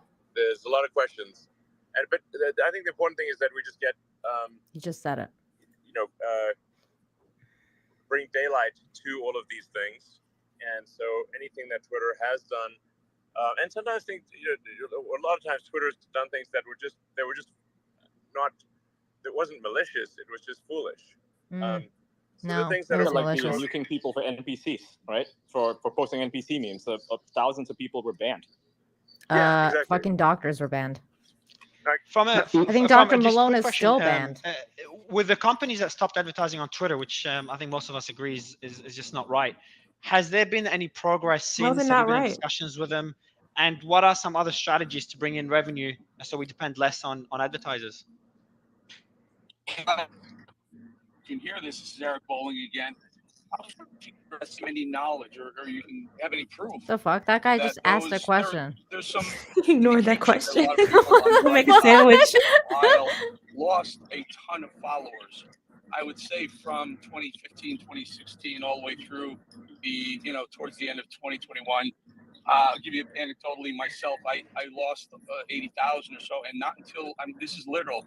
Not until you purchase Twitter did I start gaining followers again in a fairly robust manner. Is there any proof of that? Do you have any evidence of that being sort of a plan or a strategy on Twitter's part? Again, like I said, I have not read the Twitter file, so it's difficult for me to say that. Except, so my understanding is limited, and that's why I would leave it to Matt Taibbi and Barry Weiss and ultimately others. Who's this other person? Barry Wyson? Maybe this person's gonna drop the if I say next one. I don't know who that is. Guess is that there was a very different Almost like I said standard Barry White. applied to Republican candidates Can in you the US imagine? versus Democrat candidates. So there appears, and I emphasize appears, I'm not saying this is definitely the case, there appears to have been a double Barry standard Wyson. I can't even spell this person's name. where Democrats were not censored and left causes were not censored, but right causes and Republicans were. And it was, and I think this is frankly obvious to anyone who uses Twitter without any expose of Twitter files. It was not even-handed, and it's frankly the behavior that is to be expected from an organization that is based in San Francisco, which is far left. So from their standpoint, it wouldn't seem like that they're being unfair. That from their standpoint, it's simply how they see the world. I mean, they're leftists. I think Matt posted like political contributions of Twitter being over 99% Democrat. So, well, what kind of viewpoint would you expect people to have then? It's the behavior you would expect from a company that is essentially a distillation of San Francisco politics. And I hope that by the way, just really quick. By the way, I want to make a suggestion. I want to make a suggestion real quick. Elon, when you are speaking, we can hear you really well. When you are listening, the background noise from your jet is interfering a little. Okay, can you just mute yourself when you are not speaking? Yeah. So anyway, I have a question. Like, so when you're making the files available to everybody, or rather more people, I'd just like to request that I don't know, give it to me because I work for Rebel News, and I think we could do a tremendous job covering this as much as anybody else, really. Rebel News. So Tim Cast is trying to come up, by the way, Elon, just to ask you a question. But in the meantime, I just want to go back, and I know the Persistence has a question as well. I'll give you the mic right after Persistence. But one question again, back to the advertisers, Elon. Not sure if you heard it before. Any progress there with the advertisers that stopped advertising on Twitter, which we all agree is just not right? And any other? How's it not right? He just said he didn't want as many of advertising. What do you mean? You're muted, Elon. Yeah. So I mean, so Apple has fully resumed advertising, which is appreciated. Apple is the single biggest advertiser on Twitter, and historically and presently. So thanks, Apple, for fully resuming advertising. And I think we're seeing. Okay, so now they're good again. A lot of other advertisers also resume their spending. He went to the place and the problem is that they would read all these Apple stories in the media and then apparently think that they were got on their true, knees. and they're not true. And then as it's becoming clear that the media stories I can't find this Barry Weiss person's Twitter like account. right-wing hellscape, which it absolutely isn't. And in fact, it is. There are far fewer bots, far fewer trolls, and it's actually, I think, way more fun and interesting. And we're seeing that in the user minutes and in the daily average users. Then advertisers are like, oh, okay, I guess maybe it is safe to get back in the water. And so we are seeing advertisers resume advertising on Twitter. So that's a good sign. I wish it would be faster, but we are seeing them resume. The more concerning factor on the advertising front is just the entire industry-wide drop in advertising, which Twitter is not immune from. So even though advertisers do get back on, the advertising expenditures in general are dropping for all companies. And so it is imperative that Twitter have an alternate revenue source, hence the subscriber revenue, which is just very important for both of the survival and of Twitter, and to reduce its dependence on Okay, I finally found her. So yeah, overall, I think I'm cautiously optimistic about the future. Yeah. So thanks for the super chat, and John. I'll add one point of credit. Like I have no stats. I have nothing against the old executives at Twitter, etc. But very objectively speaking, what you've done in a month, and again, that's purely being objective, what you've done in a month is fucking insane. The amount of progress that you've had and Thanks where for the Twitter super is at chat, now in such a short Saganerd. period We're of just time. chilling out, listening to So Elon Musk not that on you a need more plane, credit because you're getting a getting lot here, but high I just want and to add to it as well. I'll give the answering mic questions. The most to chaotic the interview I've Persistence ever who's been fucking heard in waiting my life. for a while, and then Spike. Go ahead, Persistence. Well, on for making us a popular social media. My question is, do we have any information on advertisers threatening to pull money from Twitter if Twitter did not adhere to a policy? And additionally, do we have any information on congressmen or women who have threatened legislation should Twitter not adhere to a certain policy? And last, I was really intrigued by your comment on positivity and negativity in tweets. You saying that positive tweets would go further, and I just wanted to The see fuck what does would that mean? constitute the measurement from Twitter that would make Like something infinite positive or help? negative. Thank you. You're muted, Elon. Oh, you're back. Yeah, sure. Well, the advertisers, for the most part, the advertisers are quite rational in that, if you, especially if you're advertising a friendly product that you Infinite don't want to help. be Yay. sort of, like let's say you're advertising a Disney movie, you don't want to have like some Ooh, super Disney is not a negative great, sort not of so taste family or, friendly anymore. to the and also a movie or whatever. And you also they don't want to have not safe for work content right next to Disney are groomers. Ads for children toys and stuff like that. So that stuff is quite reasonable. Love you too, 200 Watt Studios. And I agree with that. Advertisers have a right to have their advertising be next to non-advertising content that is consistent with their brand. So that really just means not attempting to monetize with advertising content that advertisers are uncomfortable with. Disney is literally, in general, it's been okay. like working.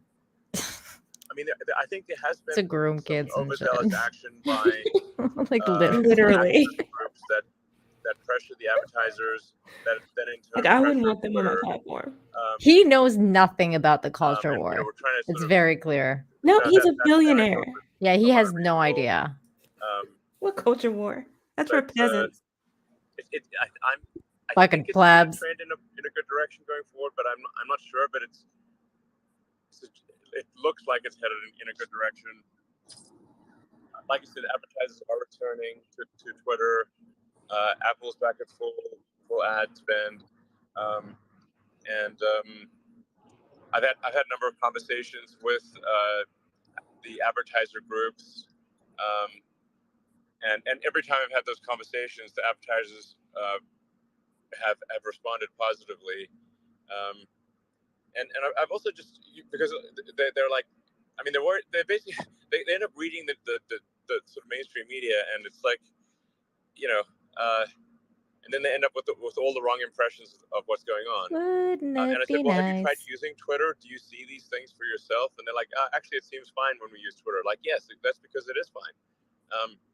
And so then, and then I also tell them, like, look, as we try to grow Twitter's user base, if a new user comes on Twitter and then is immediately attacked by trolls and dumped on, they're going to want to leave.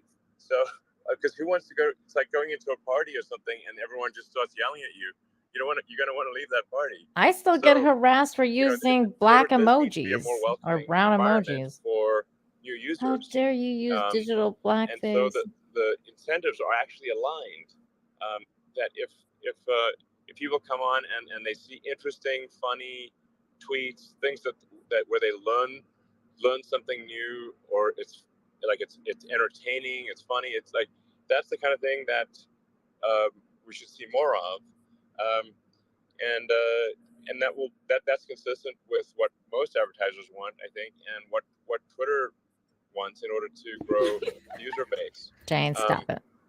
And Get some help. And then just generally over time, it's like kind of, you know, people can be, I think, to some degree, choose what sort of experience they or like, just like you can choose a radio station. Like, you know, some people want to listen to sort of smooth jazz, easy listening, or they may want to go to Smooth jazz, easy listening. pop music, or they want to go to heavy metal thrash. And you know, to How each their old own. is he? Or if this was, you know, do you want to have like full contact martial arts, or do you want to have, you know, light contact? He's trying to think of what poor people do. You know, and you can decide which one of those. He's trying to be relatable. That's going to be important in order to have Twitter appeal to a broad audience. Oh, he's trying. Yeah, so He has no idea. He's like, I don't know, man. I'm trying to like relate to the pores. Tom, I'll let Elon, you you got a had question, Tom? mentioned, just wanted to ask really quick. He had mentioned different color check marks for verification for different entities. Was that still going to be part of the new verification process? Yeah, so again, like the goal is like to say, how do you convey to people using Twitter as quickly as possible and as clearly as possible what they're seeing.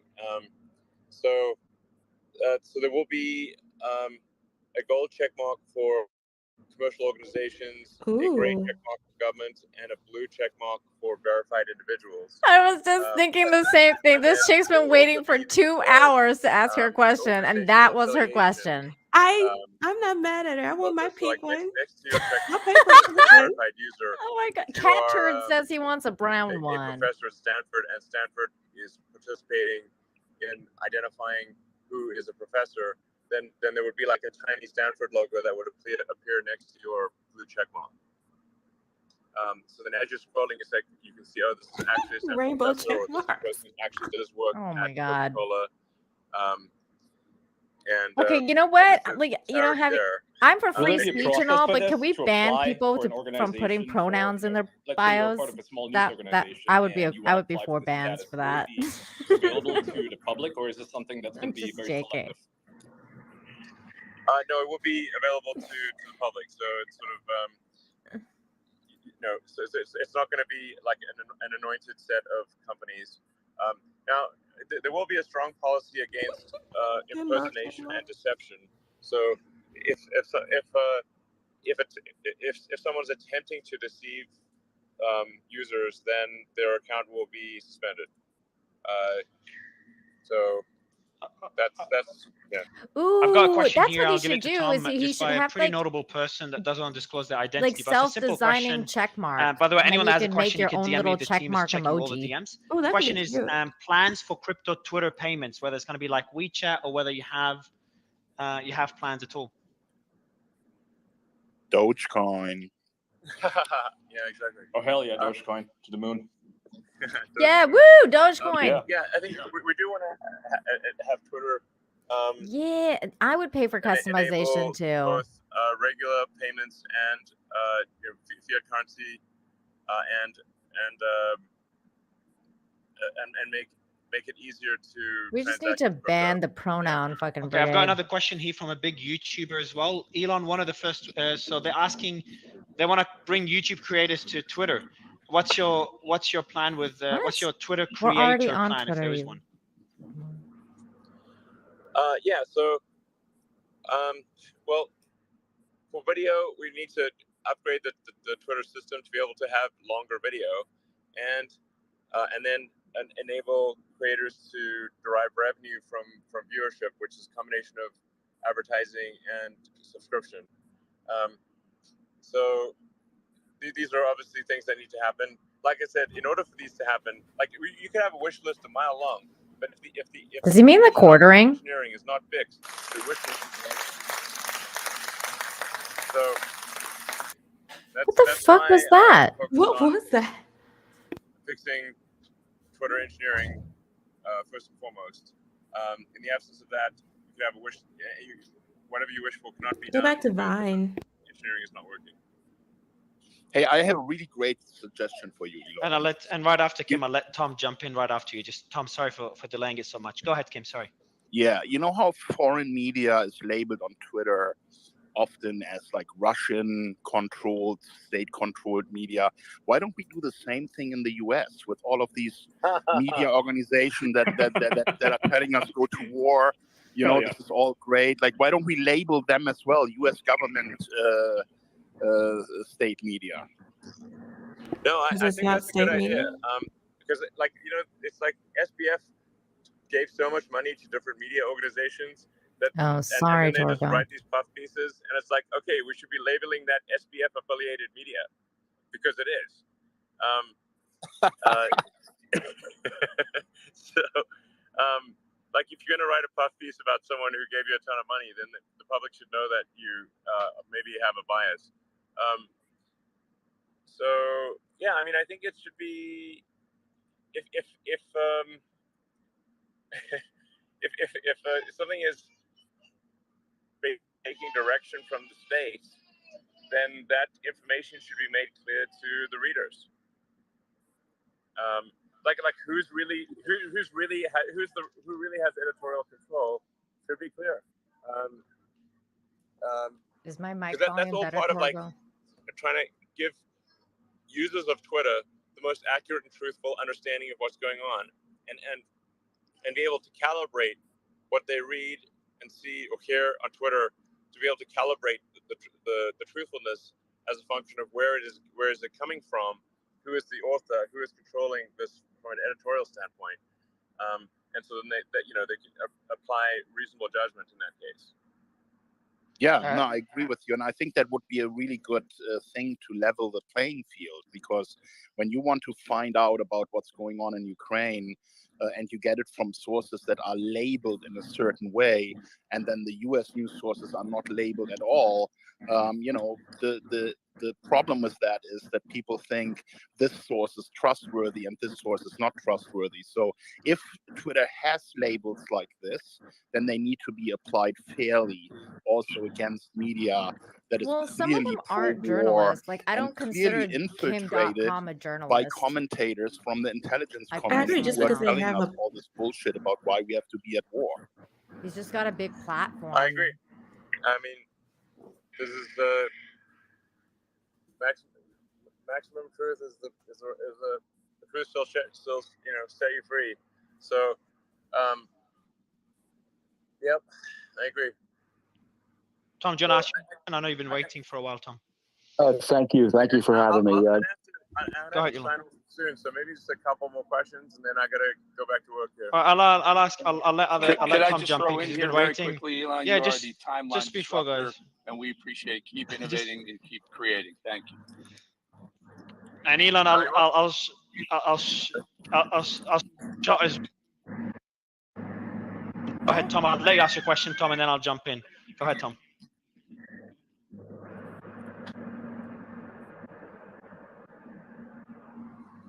I don't think Tom's here. Yeah, so I'll jump in, Elon. My question to you, because Tom's it's not working on his end. It's actually a simple question. I'm gonna shoot my shot. If I can get a DM on Twitter, so I have a line of communication, and then I can try to get you on, convince you to join more spaces. So it's not a question. It's just giving it a shot on my end. I appreciate you joining again. This is Tom again. Yeah, Tom, go ahead, man. I said my word. Now it's your turn. That's so stupid. Thank you. This is Tom Fitton with Judicial Watch, Elon. Appreciate your public service and your transparency efforts here. My concern is, as the head of a watchdog group, is the government corruption in response, not only to what you potentially may uncover, but in response to what you're doing. And when you have the President of the United States from the podium celebrate his election victory by calling for a national security review of your activities, you have senators, focusing on you. You have other government agencies investigating you and your other businesses. Are you concerned, A, about the retaliation, and B, are you seeing evidence of it already? That's a pretty good question. Hey, you're muted, Elon. Well, government is slow to act. So this is the thing about it that's important to appreciate about anything government related, is that they're not nimble, they are slow. So I think the actions that that we'll see, and I think there probably will be some actions will happen, but they'll happen slowly. And it's only been a month so far, but I would expect some, there's probably at least a few nefarious things that are in the works right now. I'd say it would be naive to assume that there are no nefarious things. And so I guess but I will just expose them on Twitter and see what happens. Well, the most important thing, you don't have any suicidal thoughts, do you, Elon? Oh my God. I do not have any suicidal thoughts. If I committed suicide, it's not real. Elon didn't kill himself. Well, that was That a good one. Clay, I know Elon has to jump off, so maybe one more question or one or two. Clay, and then Ian, I'll let you end it, Ian, because you've done a great job asking questions earlier. Clay, go ahead. Yeah, Elon, this is Clay Travis with Outkick Fox News and radio show with Clay and Buck. You said earlier, and I think it's so important, that you were thinking about just letting everybody know when you get a governmental request to censor someone or take down tweets. What kind of process is in play there, and to what extent can that happen? Because I think you're right. The sunlight of the government being embarrassed when they're going after James Woods, for instance, would drastically reduce any attempts at censorship. What's the update there? What kind of time frame? And do you think that's able to be implemented? You're muted, Elon. I mean, as I said earlier, like Twitter will do whatever it is allowed to do within the boundaries of the law to be as transparent and open as possible. And even if we currently are, and I don't know this to be the case, but if we are currently constrained by the law, I think we will push to have the law modified to reduce those constraints, because I think we have to fight hard for free speech, which is the bedrock of a functioning democracy. So, I think you'll see the proof will be in the pudding, and in the coming months, I think you'll see dramatic improvements in the transparency and trustworthiness of Twitter. I already have. Hopefully you've seen at least some of that already, and it will get better, and I think it will get better in an accelerating way. He's only been, provided I don't accidentally suicide had a job myself, for a which I'm month. not going to do. And he's not going to thank you violate the so law. much Like, for your time today. You have been such a blessing to join us, to give us your insights. I really appreciate he's not it. going to jail Don't for forget y'all. to make that poll for Edward Snowden and Julian Assange. Like, yeah, I it'd be interesting to love, know like, Julian what the Assange public did. thinks of these two people and what they're fighting for. I will do the poll, and I'll emphasize that I'm not making a judgment here. I'm just asking I'll do it right after this Twitter Spaces ends. Just asking a question, right? Asking the public a question. Just that's right. Taking a poll, yeah. And final, I'm not. So I have a question. Okay. So, yeah. This is just a question. I'm not. Yeah. Okay, so I got a question since this is the last one. What message do you have for all the haters and losers out there who are, making fun of you or attacking Twitter? Said it was going to die like 4 weeks ago. What's your message? Twitter is alive, baby. It's alive. Oh yeah. More alive than it's ever been. Hell yeah. Hell yeah. Beautiful. I look forward to the Tesla earnings call right here on Twitter with you, Elon Musk. Yeah, well, I think it will work. I got the DM, so I assume the promise you made you, Kim, and the promise you made you, Tara, should go through. Elon, really appreciate you, and He has hope to see you again. my DM, Mario. Hope to see you. Oh my see you God. back. Oh my God, that is embarrassing. Hope to see you again soon, Elon. I really appreciate it, man. Thank you, Elon. Thank you. All right, thanks, guys. Bye. And Absolutely. See you, Elon. For everyone in the audience, quickly, everyone in the audience, just check the pinned tweet as well. I've just got the next space as well. Congratulations, guys. That was amazing. Congratulations. Appreciate it. Thank you. Thank you. Just for everyone listening, the next space is above pinned tweet, so you can set your reminders there, just to before I forget. But fuck yeah, guys, that was, oh shit, everyone's muted. That was fucking insane. There you go. Muted everybody. But you should see the amount, guys. You should see the speakers that were trying to request to speak. My space was glitching. All right, fuck off. Okay, hang on. Let me turn this off for myself because.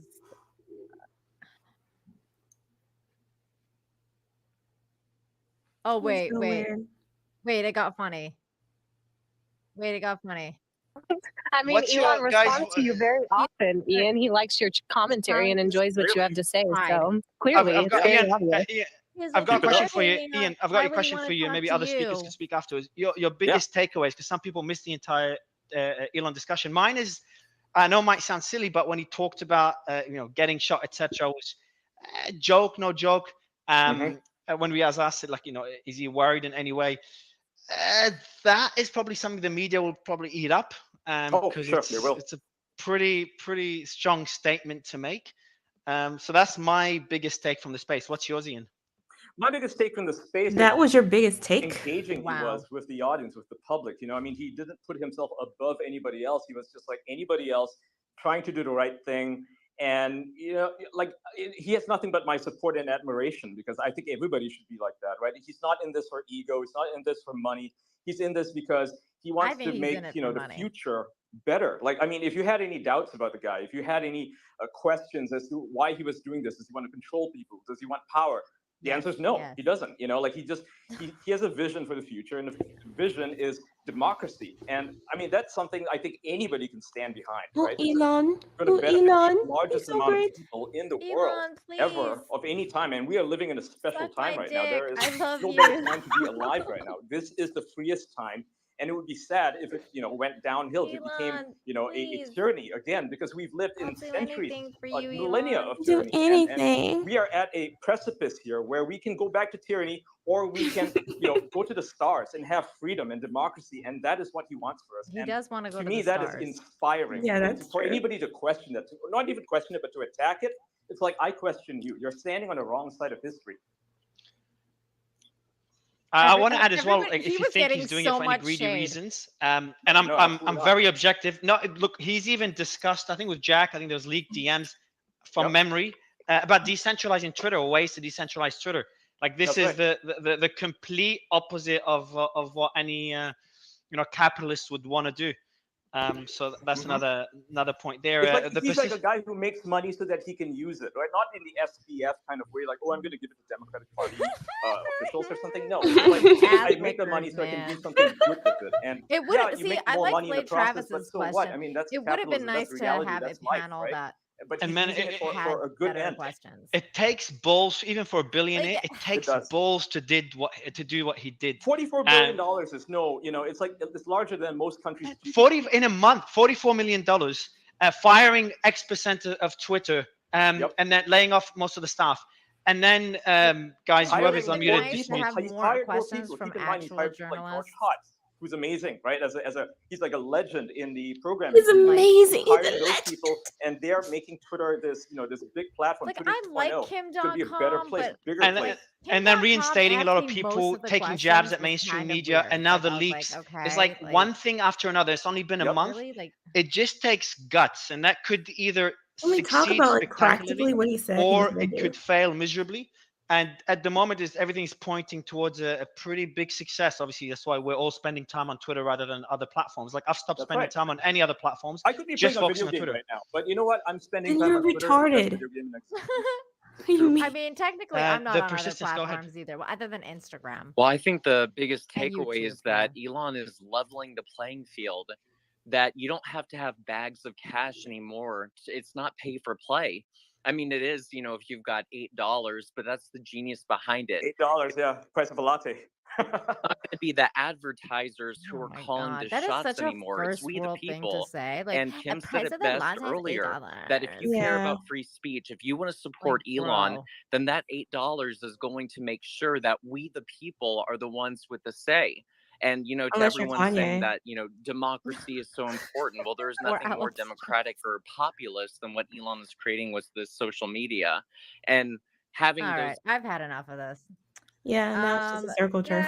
That was interesting. I think it was interesting that he did the interview with these guys, like, just kind of like out of nowhere, from a plane. Like he was like, I have nothing better to do right now, so I guess I'll get on Twitter Spaces with Ian Miles Chung and Kim.com and whoever else was there. I was like, what? That may be why though. He was bored.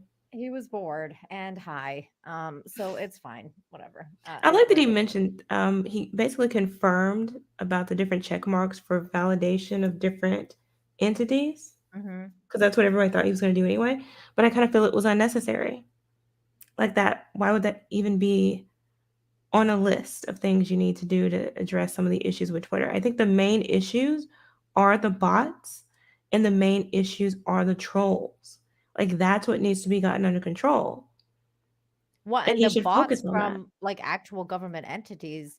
Here is Matt Taibbi. New Twitter post. Looking forward to going through all the tweets complaining about PR for the richest man on earth and seeing how many of them have run stories for anonymous sources at the FBI, CIA, the Pentagon, and White House. So he just posted this just like 20 minutes ago. The 27 most embarrassing reactions to Taibbi about. I actually had marked. I had actually bookmarked this because somebody had posted it earlier, so I was gonna go through it while I was waiting for the second thing to drop. So we can kind of go through that right now. Jane, are you okay for a bit, or are you gonna be chilling here? Yeah, I'm cool. Okay. If you need to go at any point, just let me know. What the hell is Okay. this? Media elite looks like you're using an ad blocker. Okay, calm down. I think at the bottom it says continue without it, doesn't it? Or something like that. Have your ads play for your browsing. No, fuck No, off. no. Just Fear said there should be a special check mark for real bops. Bobs. That's funny. I want your bobs. Okay, so these are some of the reactions to this guy dropping it like it's hot. So here we go. We got Ben Collins here. Imagine throwing it all away to do a PR work for the richest person in the world. Humiliating shit. Okay, Ben. Sounds like you're jealous you didn't get the piece. Yeah. A That's lot of just these people are jealousy. just gonna be jealous. Like Just it's just gonna petty. be just petty jealousy. Chris Haynes or Hayes. Watching some of the most famous, most powerful, and richest men red pill themselves into disaster. Pretty wild. Mehdi Hassan. Imagine volunteering to do an online PR work for the world's richest man on a Friday night in service of nakedly and cynically right-wing narratives and then pretending you're speaking truth to power. Okay, Mehdi person, whoever you are. It literally happened though. Like the Hunter Biden stuff was real. It got basically shafted by Twitter at the time of the elections. Literally everything that they said happened, and then this guy's out here being like, "Oh yeah, you're doing PR work for the world's richest man on a Friday night." Like, what are you talking about? How is it dude? PR work? Yeah, like what? This is insane. Like, what an insane take. I mean, there's some of the people like their takes are like, "Oh, this isn't anything we didn't really know," which is true. That's kind of like what I said last night too. I was like, it's not like we didn't know any of this, but it's also interesting that it's all like in light now, and people are actually seeing it, and the idea that it was a conspiracy theory is basically gone. Like that whole thing is gone. Like there's no, you cannot argue that it was a conspiracy theory anymore. I mean, I think it's. I don't have necessarily an opinion on whether it was or wasn't because it doesn't appear that any charges were filed. With regards to what? Wasn't the whole main thing with Hunter Biden, was that he was engaged in child sexual abuse? Well, that was part of it. The idea was that the entire laptop itself and the fact that it even existed was Russian. Like it was a Russian op. Like it was a Russian psyop. And it didn't exist. That this was just a big plant by the Russians to interfere in the elections, and that was bullshit. That was a bullshit thing that the left came up with. The laptop did exist. It was Hunter Biden's laptop. He did have CP on there. Well, not CP, but like, you know what I mean? Like, he was doing things with 17-year-old girls or whatever, minors. And that's the thing. That to me, that's the thing. If that happened, then somebody should have filed a police report. I think they have, Jane. And that's probably, maybe he's going to be in the next. I mean, maybe that's one of the things that's going to get exposed. I think they have, and nothing has been done. Like, this guy's Hunter Biden is under investigation still. Like, especially with regards to his Ukraine deals and stuff like that. But he's still under investigation. I think that he's under investigation for the laptop thing too. So I mean, I don't know if anything is going to come out of these investigations, because you know how they have a tendency to never find anything with these people because they're just powerful elites. Yes, exactly. Brentley's right. The FBI was informed and have done nothing. They knew, like, there's a lot of stuff going on that they knew about that nothing has been done about. Yeah, and most likely he'll get a presidential pardon. Like, even if something does happen, his dad's just gonna be like, "It's okay, son. You mistook that cheese for that cocaine. You got. So he meant to do cheese, guys. I'm pardoning him."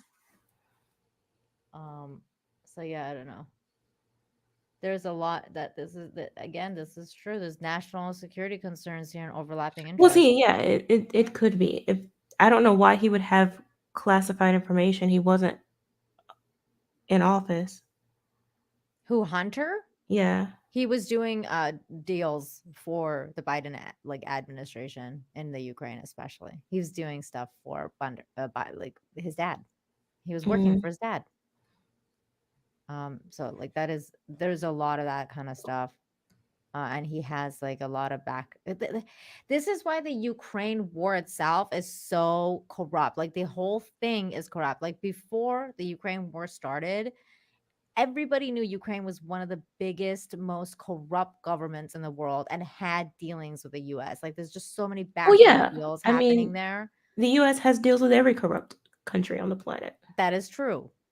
This is true.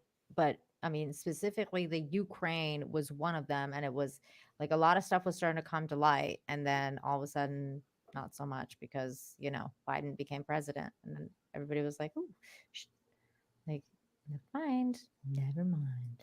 I still think the biggest issue with the whole thing was the allegations of child abuse, because and human trafficking, and human trafficking, there was like stuff to me, like that's the bigger issue.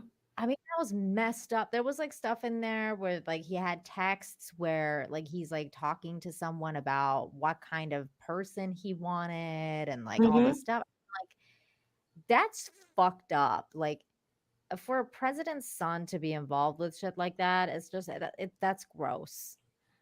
I don't know. It's weird. Let's see.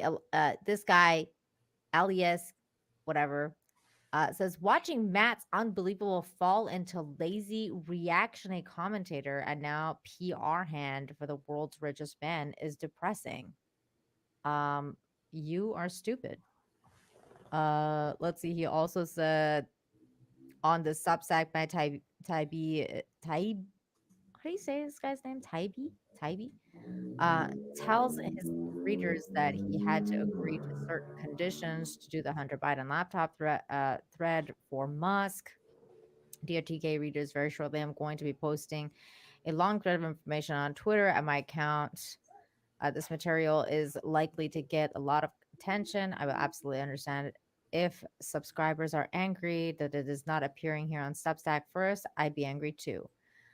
The last 96 hours have been among the most chaotic of my life, involving multiple trips back and forth across the country, and with the debate in Canada in between. There is a long story I hope to be able to tell soon, but can't. Not quite yet, anyways. What I can say is that in exchange for the opportunity to cover the unique and explosive story, I had to agree to certain conditions.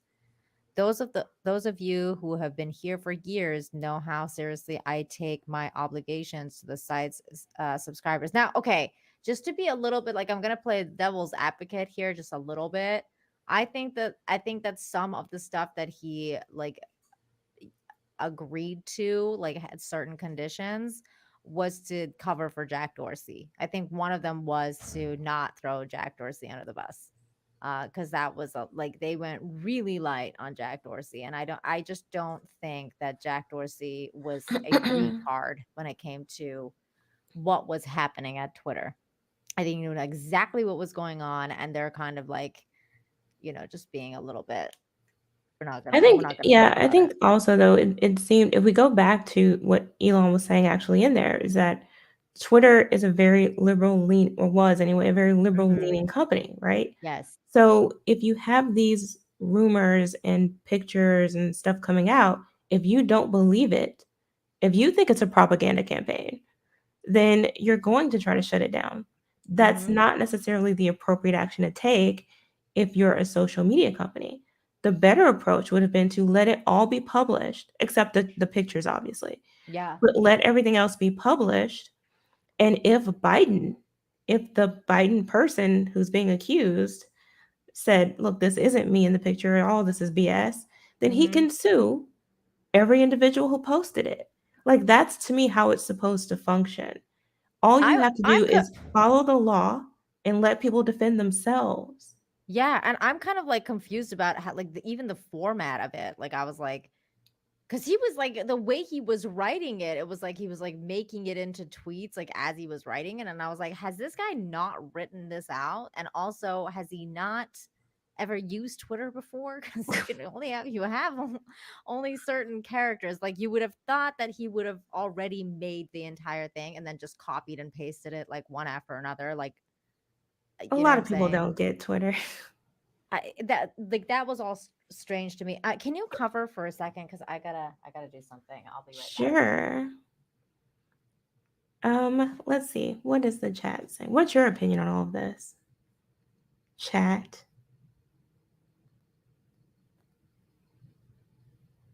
Star Fury says, who wants a bet that Hunter will have an accidental overdose if anything gets close to really coming out with real receipts? See, that's the thing. People do tend to go missing, or they disappear or delete. They're deleted or delete themselves if this type of information gets out, especially if there is actually government, like classified information involved. I could see the government sort of prioritizing its, secret information over anybody else's well-being. So that's absolutely possible. I mean, we've seen that happen. Pascal got here too late to have an opinion. Siloth says, at some point, the entire Twitter file is going to be made public. So covering for Jack now doesn't make sense to me. But going back to that, I think covering for anybody doesn't really make sense. If the entire file is going to be made public, and let's go back to what we were saying about Elon too when he commented on this. All of it should be made public at the same time. Don't release little bits to this journalist and this journalist. Just drop it. Yeah, what he should have just dropped the whole thing. I don't get this, like the way he's doing it. I don't get it. Okay, so then this post goes on to say, those of you who've been here for years know how seriously I take my obligations to the site's subscribers. On this one occasion, I'm going to have to simply ask you to trust me. As it happens, there may be a few more big surprises coming, and those will be here on Substack, and there will be room here to discuss this too in time. In any case, thanks for your support, blah, blah, blah, blah. Okay. So, Matt clearly had his own reasons to, he had to do it on Twitter. I mean, it had to be done on Twitter. This was about Twitter. Obviously, he's not going to do it on Substack. What the fuck? I don't fully trust anybody, including Elon Musk. I think he has his own agenda. So I don't. I think I think it's about making money at the end of the day. And the two things he cares about, and I said this in the chat, are the two things that they all care about. They don't want to lose money. They don't want to allow anything that's going to cost them money from the public or their advertisers. They don't want to subject themselves to some kind of liability. Like those are his two main concerns. And I think that's why he's not directly answering a lot of these questions that have to do with things that may be a bit more legalistic in nature. WikiLeaks would have just dropped it all. See, WikiLeaks did drop it all. Well, I mean, WikiLeaks kind of dropped it in like portions too, but it was all like just it was like a big dump. Like it was like, here you go, and it wasn't like one person doing it. Scarfy the Strange for 2 says WikiLeaks all over again. I mean, kind of.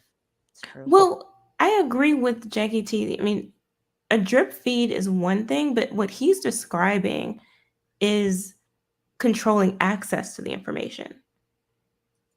That's what I'm saying. Like I'm saying drop it all. You can even drop it in bundles. That's fine. But don't allow your preferred journalist to have access. That's the same game Twitter has been playing.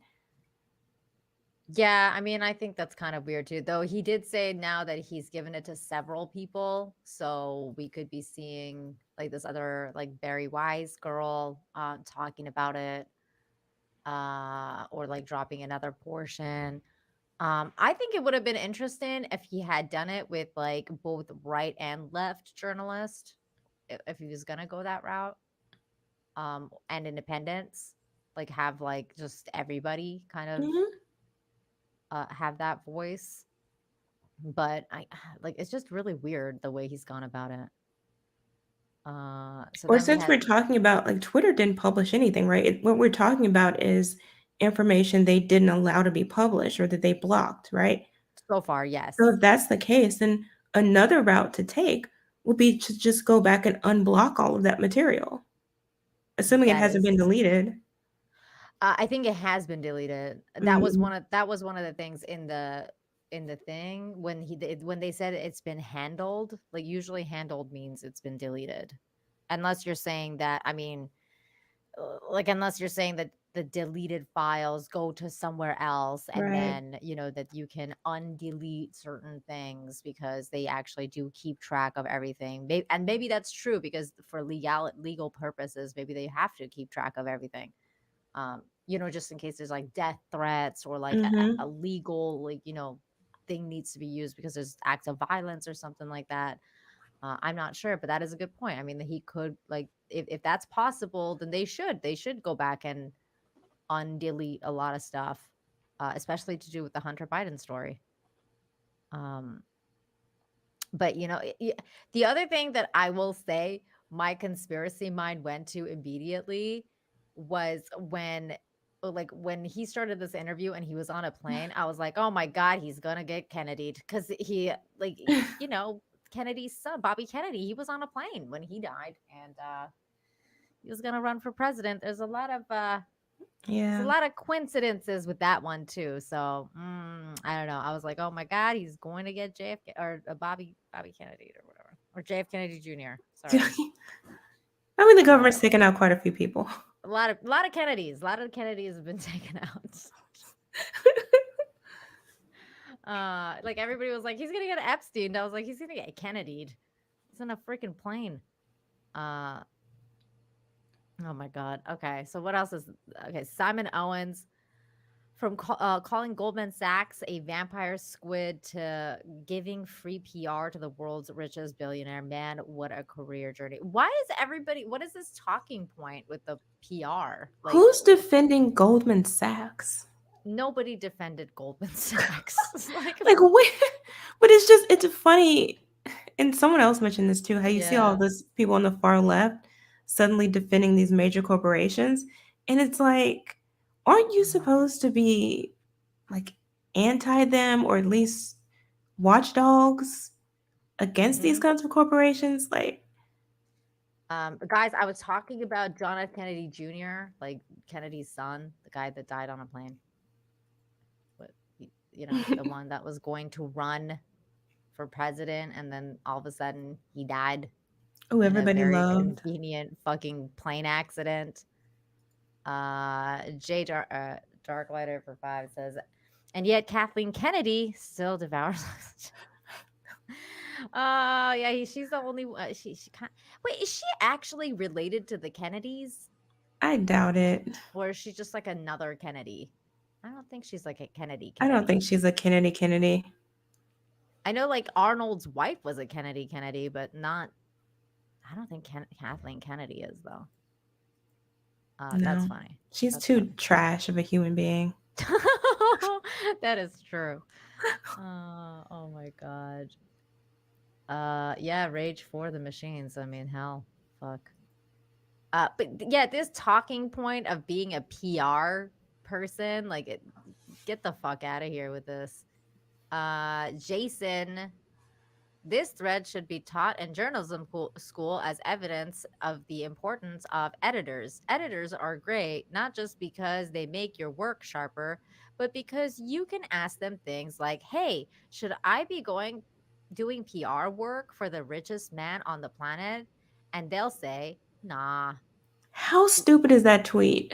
What is this weird? This is why they call them NPCs. Like, where do they meet up to get this PR thing? Like, what the fuck? It's like literally, like it's like they're all bots. Literally. It's not making any sense what they're saying. What? What is your actual objection to what he's doing? Instead of just repeating the same thing over and over again.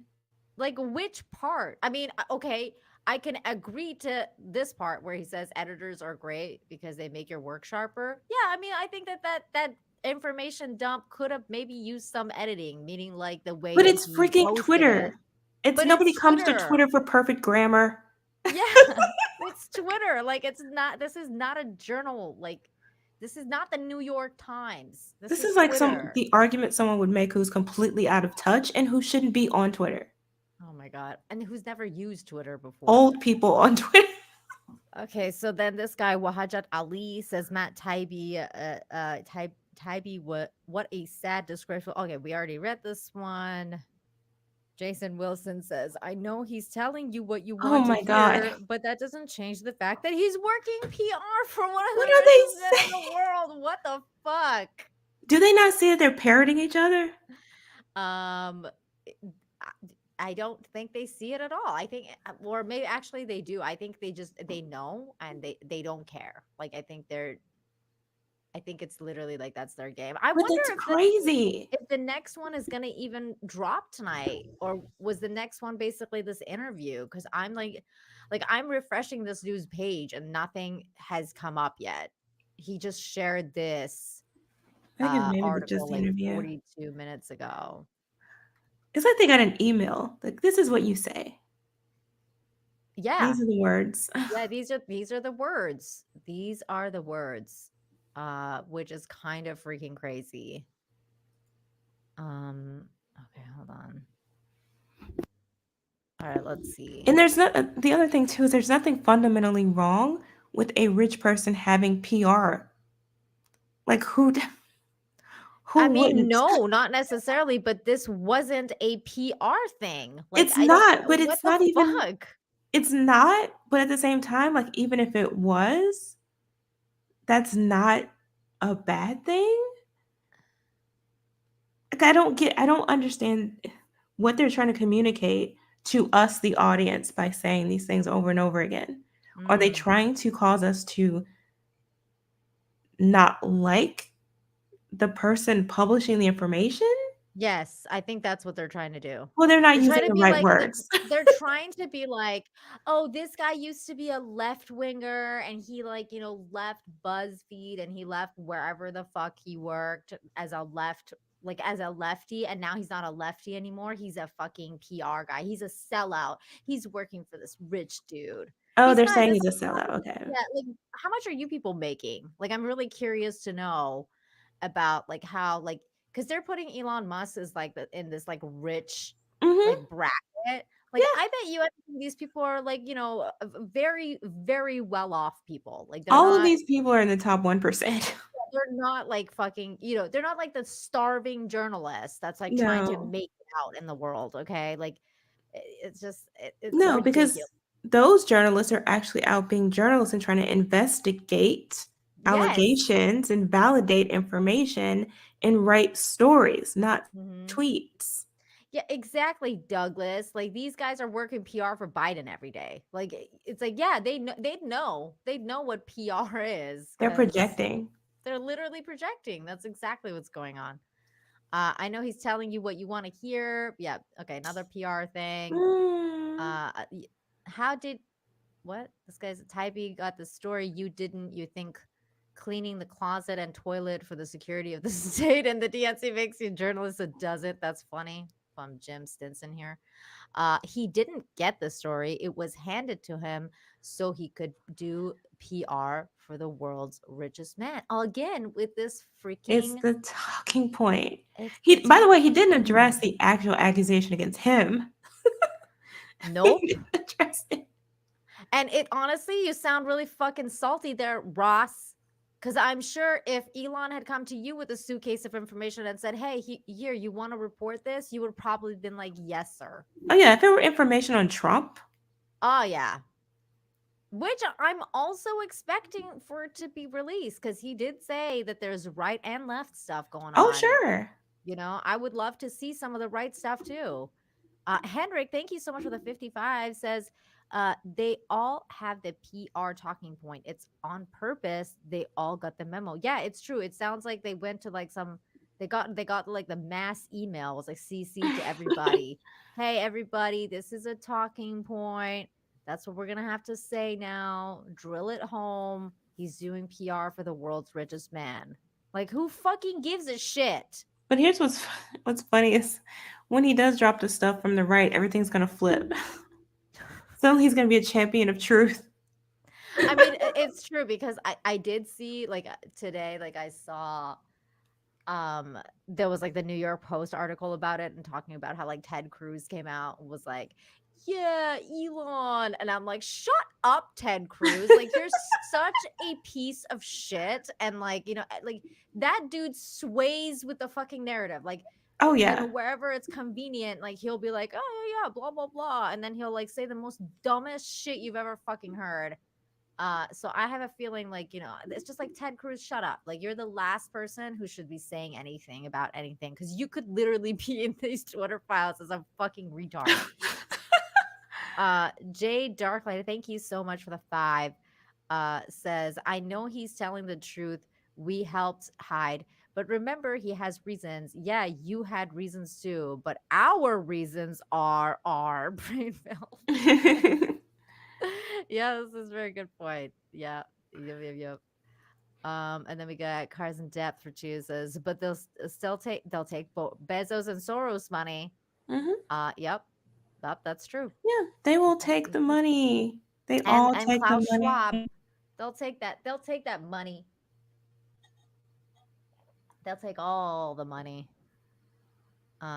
God, yeah, Ted Cruz is such a poor politician. Like that guy's such a piece of shit. It's like, get the fuck out of here with your, yeah, go Elon. Like, whatever, dude. This is why we need term limits. Yeah, well, I definitely agree with that too, Jane. Like, it's like, and I'm with you, Jane. We need to bring back dueling in the Senate. I think so. Let's bring back dueling. I think a lot of problems will be solved once the dueling comes back. Here we go. This is another guy, a Wesley here, saying 25 tweets and all we've learned is that legal safety policy people were the ones who made a controversial and consequential safety legal policy decision 2 years ago. Am I reading this right? Bassi Etem says, that's my read too, that the appropriate policy people made a call without government interference and were later overturned on appeal. More curious about the process now, a journalist agrees to term they refuse to describe to do a social PR media. Oh my God. For the richest man alive. PR for the richest man alive. That's the line they were sent. This is such a line. Like it's like, you know, it's so funny too because you see it happen all the time. Like, have you ever seen like the compilation videos of like when they say the same thing over and over? It's like now they're doing the same thing on Twitter, and it's like, dude, there's screenshots. Like there's the people, like if people know now what you're doing. Maybe change up your tactics a little bit. Like, no, They can't. they're just They have they're no literally integrity. NPCs. They're literally NPCs. Yeah. Sarah Reese Jones here saying Oh we my don't God. perform as a PR person to the richest man on the planet, but we do center our policy impacts the people over billionaires, 100% independent, no PAC dollar, no corporation funds. Check our new newsletter launched November 6th-ish, which is already a bestseller. Wow, this chick's just shilling. She's just like, I'm out here shilling my shit. Nazi free. Follow me. What? Who are you? She's a grifter. What the fuck? Speaking of grifting, I will right now share with you all. I have a calendar campaign going on. Woo! There's only 3 days left. Is it a PR campaign for the richest man alive? Yes, this is the You should tag best. it with those words. Oh my God, I should. Okay, you know what? I'm doing it. I'm gonna do it right now. I'm gonna tweet this live. And I'm gonna say, back my calendar if you want to do PR for the richest man in the world. Don't. What else should I say, Jay? Don't miss this opportunity. Oh my God, that's hilarious. Let's get this going, you guys. Let's make a Christmas miracle happen. Back this and make the PR for the richest man in the world. Did I spell calendar right? I think so. Okay. Wait, are you seeing what I'm doing right now? Oh no, you don't see it. No, we don't see it. Oh, why aren't you seeing this? Maybe because it's a new window? Wait, where did it go? What the heck? What the frig happened there? Okay, hang on. Let's try this again. Share on Twitter. Oh yeah, that's because it opens a new window. Duh. Mm-hmm. Right. Nina, yeah, boomer. Okay, hold on. We will go to the new window so that we can spell check my tweet. Okay, are we seeing this now? Yeah. Okay. So I wrote back my calendar if you want to do PR for the richest man in the world. With an exclamation point. That's hilarious. Don't miss this opportunity. Get her done. Tweet this out. Let's get her done. Guys, go retweet that for the richest man in the world. This is explosive. Oh my God. Okay, hold on. But in all seriousness, right now the calendar campaign's happening. And it's at $6,365 with 3 days to go. 108 backers. It's pretty incredible. Help make this Christmas miracle happen by backing the campaign. It is the blue tier gets you the calendar, the yellow tier gets you a calendar and the poster, and the red tier will get you the calendar, the poster, and an art book with 18 bonus pictures inside the book, because we'll be taking like hundreds of pictures. So some of them will probably come out that are amazing, but we only need one. And so we'll add it to the calendar pictures. This is me as Faye Valentine from Cowboy Bebop. Somebody was like, "Where's your cigarette?" And I was like, "Did you check it? It's right here." But yeah, there we go. And then this was me as Lara Croft last year. That was really cool. Thank you. Out of all of I like these, that one. you like this one? Yeah. Aw, thank you. Okay, out of all of these though, I'm so excited to do this one. I'm so stoked. Oh. I really want to do Tris. This is probably I want to do this one so bad that this will probably be the first one I do just so I can get it over with because I want to do it so bad. And of course I put Tifa in there for yeah. Az. Yeah. It just had to be done. That's gonna be cool, actually. Sailor Moon is also my all-time favorite. That's a must-have. Yeah. Okay, originally I wanted to do Queen Serenity. I wanted to do her. Mm-hmm. Wait, you can see her. I wanted to do her. Yeah. But costume for this is kind of expensive. So I was like, maybe I'll wait and do it on the next one when I have a little bit more funds.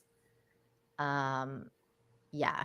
So I'm gonna stick to Sailor Moon for now. I don't know which version of Sailor Moon I want to do yet, classic or Sailor Moon S with the white and the white skirt with the little trims, or if I'm doing the original blue skirt one. Not sure yet.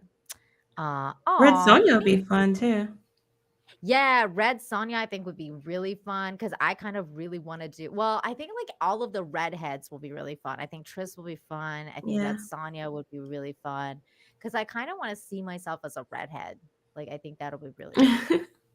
And then Chun-Li will be interesting because this was definitely not my thing. I was like, I don't really want to do this, but I was told that guys really like Chun-Li, so I was like, they okay, love her. All right, what's going on? What's going on there for the dudes that love Chun-Li for some reason? But okay. And then Supergirl. It was Supergirl versus Wonder Woman, and I feel like Supergirl doesn't get enough love. I agree. Wonder Woman's not overdone because I know some people love her, but yeah, constant. It's just always Wonder Woman, and I was like, Yeah. okay, you know what? I feel like Supergirl needs more love than Wonder Woman. I totally spelled her name Chun-Li at first, and somebody was like, "Yo, can you please change the spelling of that?" I was like, "Yikes!" And then the Punisher one, it's gonna be amazing. It's a sex swap Punisher, but it's gonna be super sexy sex swap Punisher. Cute. It's gonna be great. And then Ninja Girl is kind of like Mortal Kombat style, kind of like Sub-Zero, but again, just really sexy Ninja Girl style. She'll be just crazy ninja bitch. Talia al Ghul will be fun because she's hot. And then Christmas Elf. On a shelf? Oh my God, that would be fun. I didn't even think about that, but I could do something like Christmas Elf on a shelf. Hey, that's fun. Nina for Tifa. It's happening. Now, all of these are subject to change because it really will depend on, the delivery times and all that kind of stuff. And of course, whether the campaign will be completed because it's an all or nothing campaign. So if you want to see it happen, back now, only 3 days left. Do it so you can contribute to the PR campaign for the richest man in the world. Thank you. The Fifth Element girl would be cool too. Yeah. Oh, Lilu? Yeah. Yeah, maybe next time for her. Or if one of these doesn't work out. Batwoman. Nah. Not really down with Batwoman right now. Okay. Let's see. What else? Do we want to go back and look at more of these? How many more is there? They're all saying the same thing. They're literally all saying the same thing. And it's there's a lot. There is a lot. This dude has ask him why. This dude has a fucking Ukraine flag.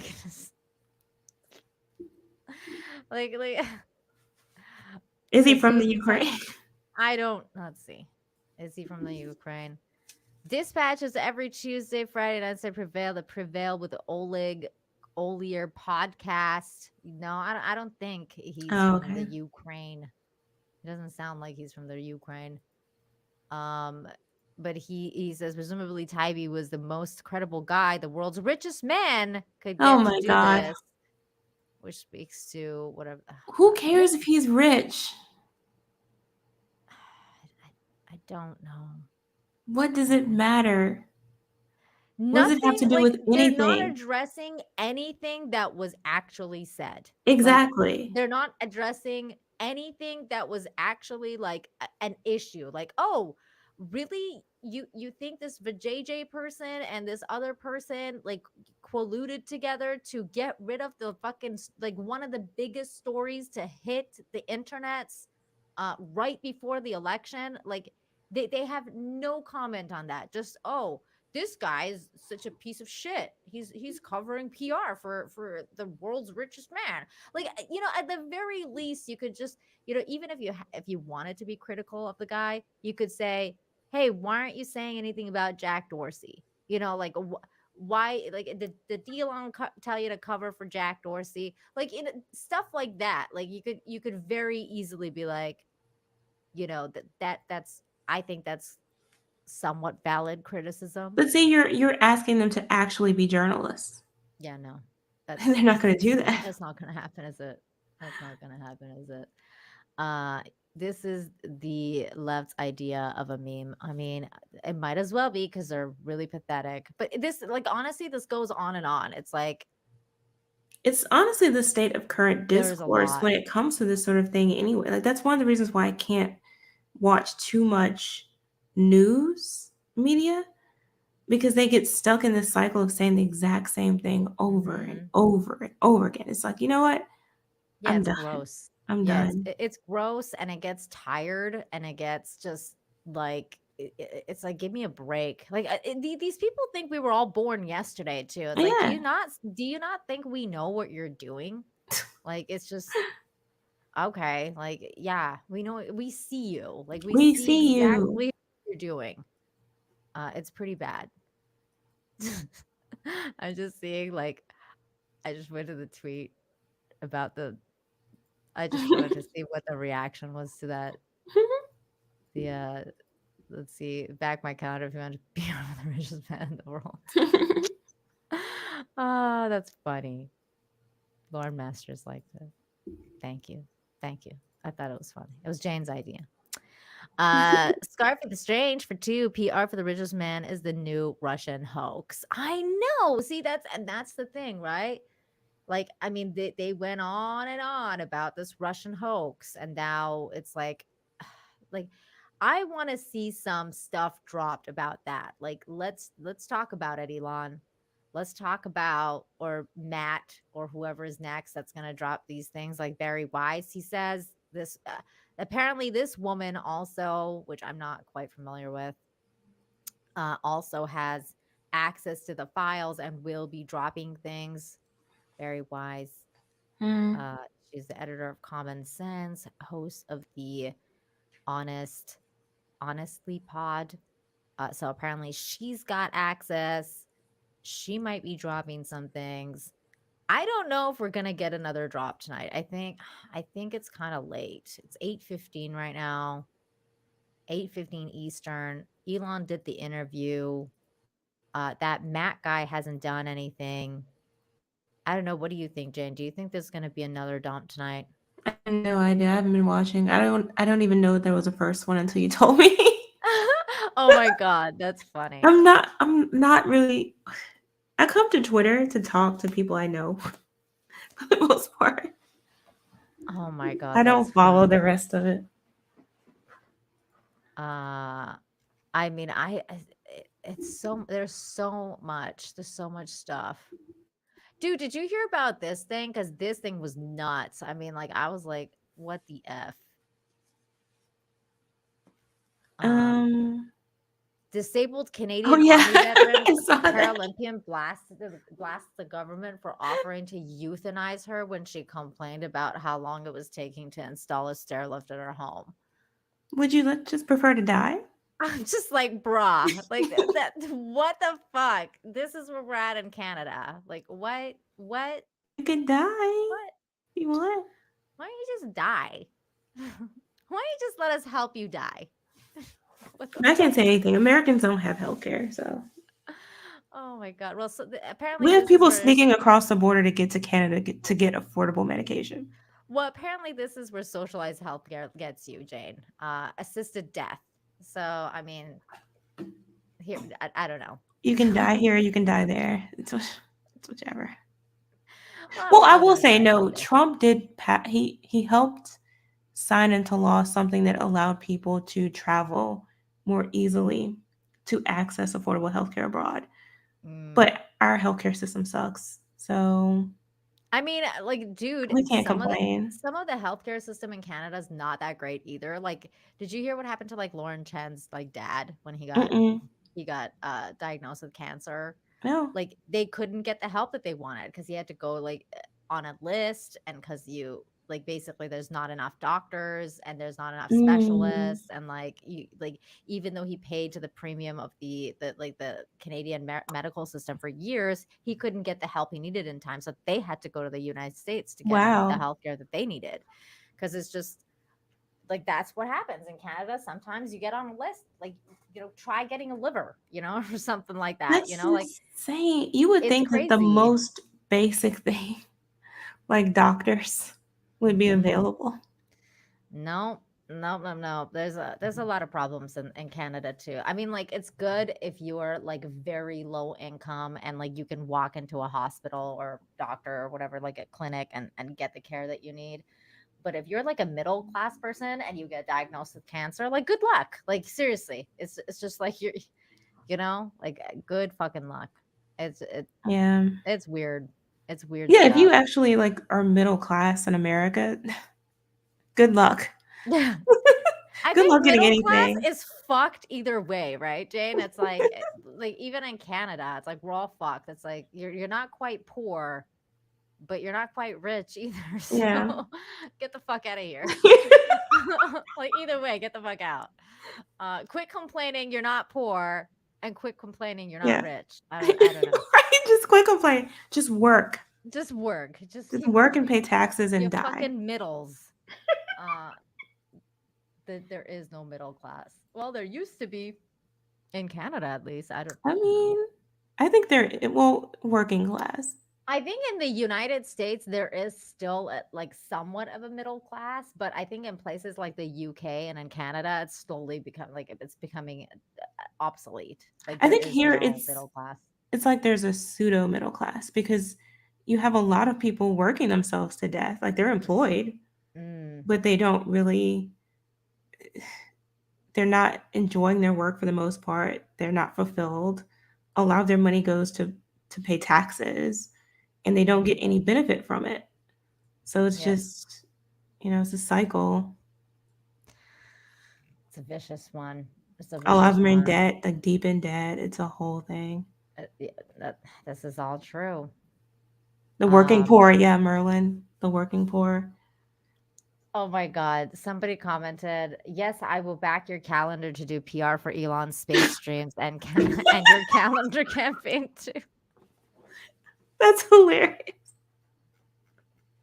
Oh, that's funny. Oh, I'm retweeting that because I'm laughing at it. That is funny. That's great. That's great. Did they tag Elon? No, they didn't. They should have. But that's great. That's great. I like that people are having fun with it. I gotta say though, like during the past, few weeks or whatever, like I don't think I've had this much fun on Twitter like in a long time. Like, Twitter's been fun since Elon came around. It's been a little bit more fun. I still think it's crazy. I mean, it's been crazy, but it's been crazy fun too. Like, it's like, you see things written out now that you wouldn't have like a few months ago. Like, people are starting to talk about stuff I can't even say on YouTube still. Like, I cannot say what I wanted to say right now on YouTube, but on Twitter you can. You can talk about like COVID stuff now on Twitter without getting completely like just banned. Where is Hunter? It's a good question. I don't know. Yeah, where is he? He should be in jail. He's probably just hanging out with his dad.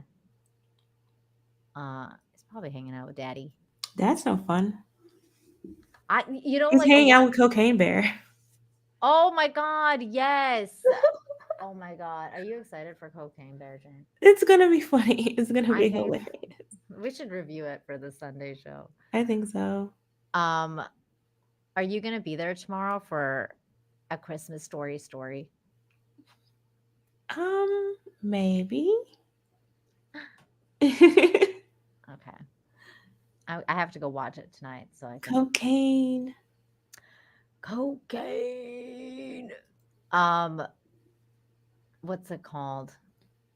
There was something else I was gonna ask you, but I forgot. Oh, this was gonna ask you. So come Monday, when I forget her name, but the lady, the lady that replaced Jen Psaki, I forget her name. The White House PR rep or whatever, the White House correspondent. Yeah. How do you think she's gonna spin this? Is she gonna say that they're doing PR for the richest man in the world? Or do you think she's actually gonna use those words? I would not be surprised if she uses those exact words, because I wouldn't be surprised if that's what's coming from their side. Like if that's in fact their response to this. That's the official response. How come I always forget this woman's name? She just doesn't have a memorable name. Karen Jean-Pierre. Like, I mean, well, her name is Karen. I should probably remember that. Yeah. But like, Jen Psaki, I always remembered because I kept thinking like she likes to sucky. So I kept remembering Jen Psaki's name like that. Okay, Karen. I can just call her Karen now. Yeah, Karen. Okay, Karen. So Karen, yeah, she's probably gonna use those buzzwords. It probably came from her. Yeah, probably from the office of Karen Jean-Pierre. Is she French? She sounds French. She may be Haitian. That's true. That's true. Yeah, she kind of looks Haitian, doesn't it? Let's look her up. Let's see. Where is she from? I'm not trying to be racist like that woman was. But where are you really from? Where are you really from? Dude, this is straight up from the Wikipedia page. This is not for me. She is the first Black person and the first openly LGBTQ person to be the White House secretary. My God, at least say she is the first Black and first openly LGBTQ person. You don't need to write person twice. Yeah, they have to separate them out for some reason. I guess that's how they divide their points up. I guess so. Let's see, where was she originally from? It doesn't say. Okay, early life. She was born in. No, she is French. She was born in Port-au-Prince, Monterique, France. Okay. The daughter of Haitian parents. So she's Haitian, but she's born in France. Okay. So we were both right. Yeah. That's very interesting. And then when she was 5, her family relocated to Queens, a village neighborhood of Queens in New York. Very interesting. She's got an interesting history. She's probably seen a lot. I loved it when she was just a normal person. But it's like when they become press secretaries, that just goes out the window. Yeah. Then they're part of the beast. They have to play the narrative and construct the narrative even. Oh my God. So, that would be funny. She's probably going to be like, I have COVID. Like, I'm not coming in today. I won't be surprised. You know what? That's funny. I won't be surprised if all of a sudden we hear like, Karen got COVID today and she won't be. But I mean, this is where you do your job though. Like this is when you earn your money. When the other side gets you good. That's true. Hey, when they got you good down on the mat.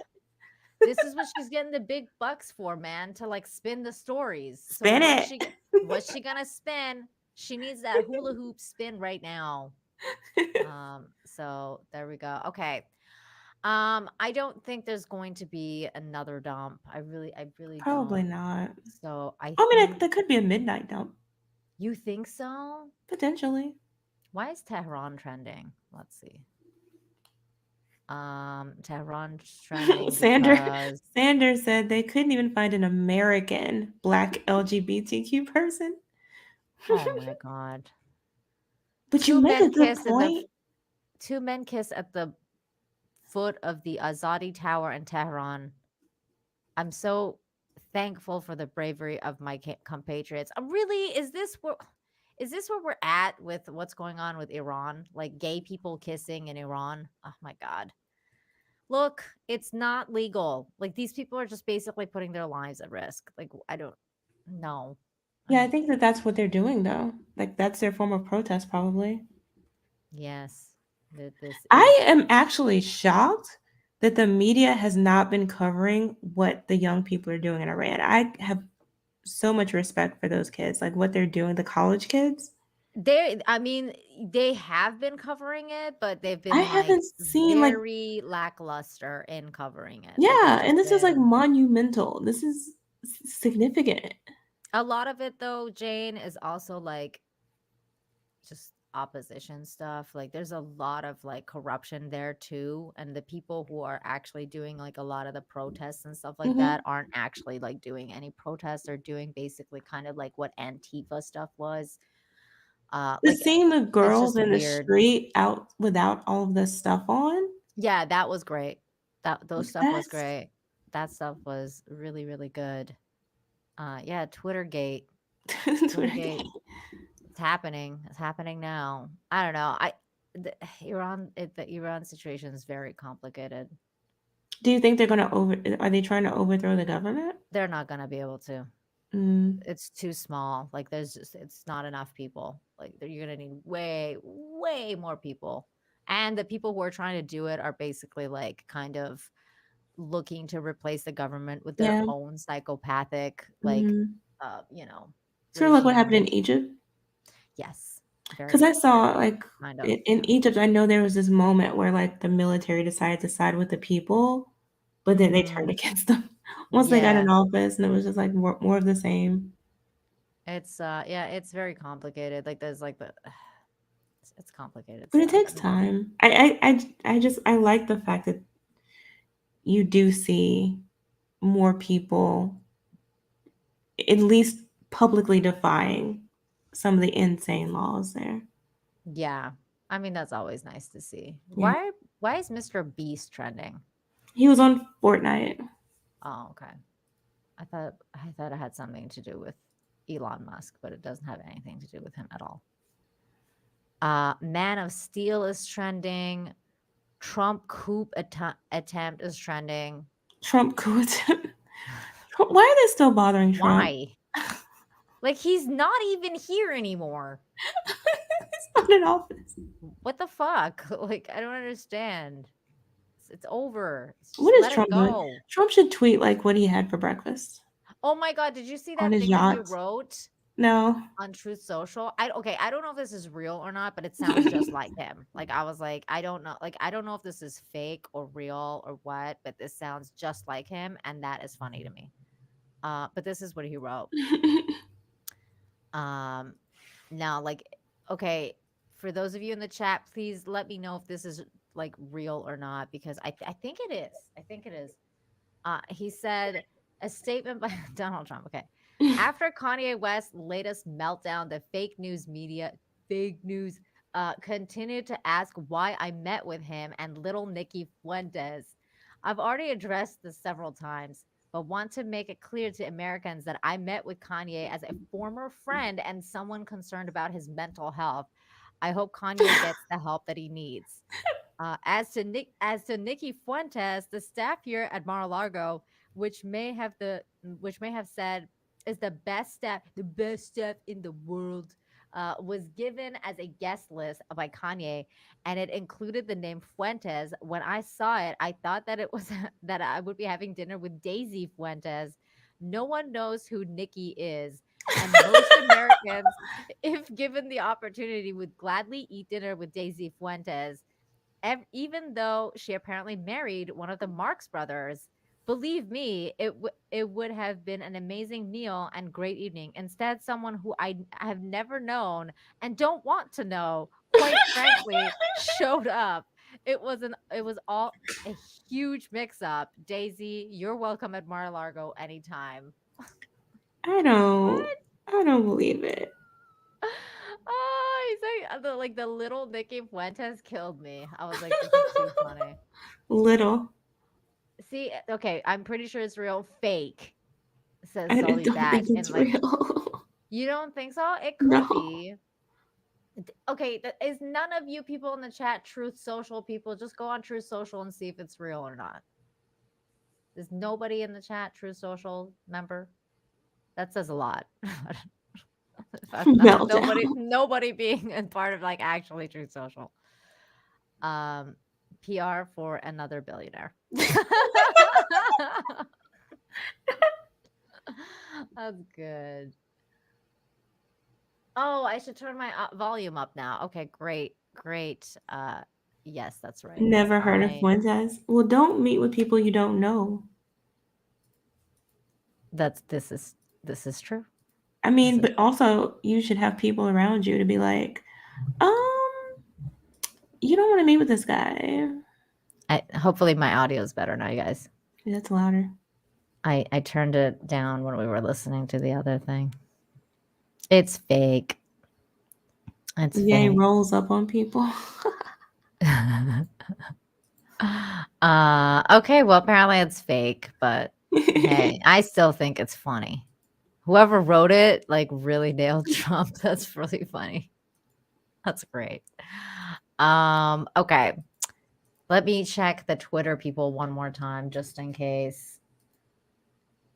Let's see. This lady, did she post anything?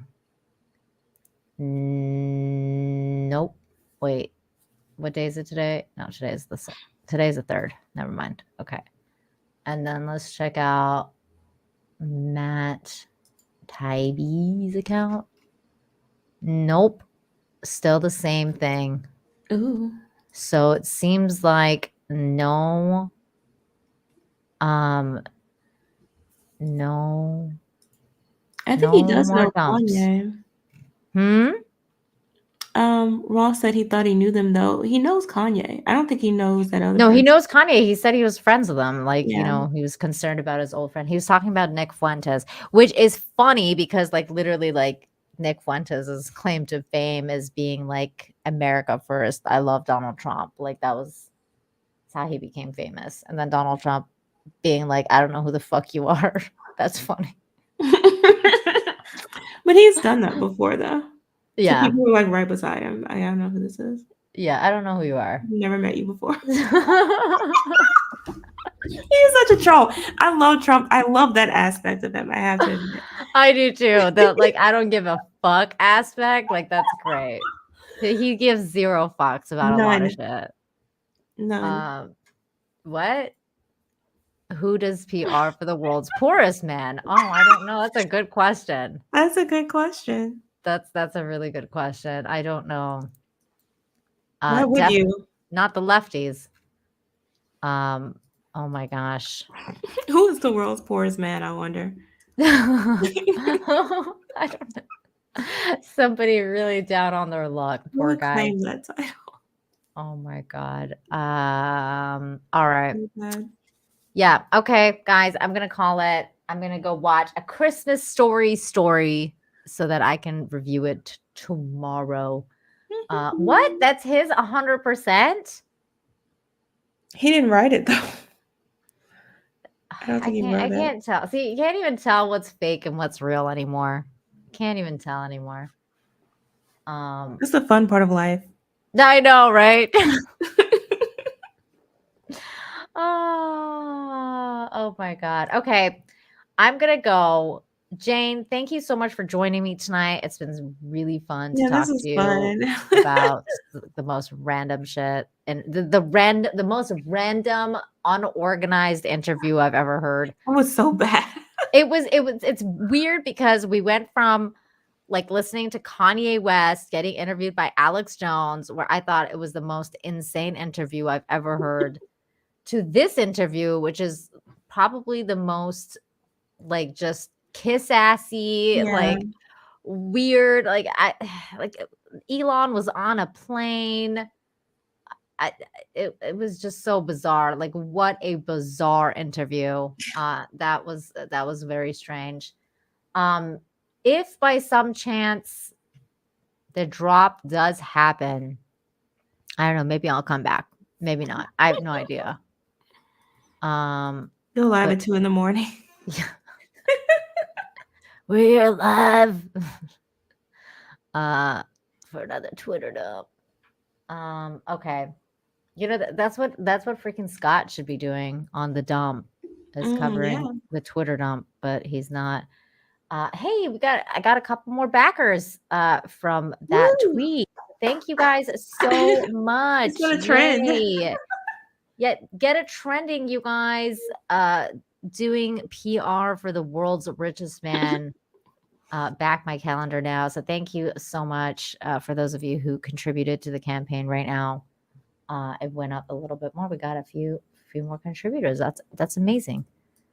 So thank you guys. The link is in the comment. Thank you again. Here it is. I'm just going to drop it in the chat one more time. Back it for the world's richest man. PR. I don't know. I'm just making shit up at this point. Okay. Let me see. Let's check one last time before we call it.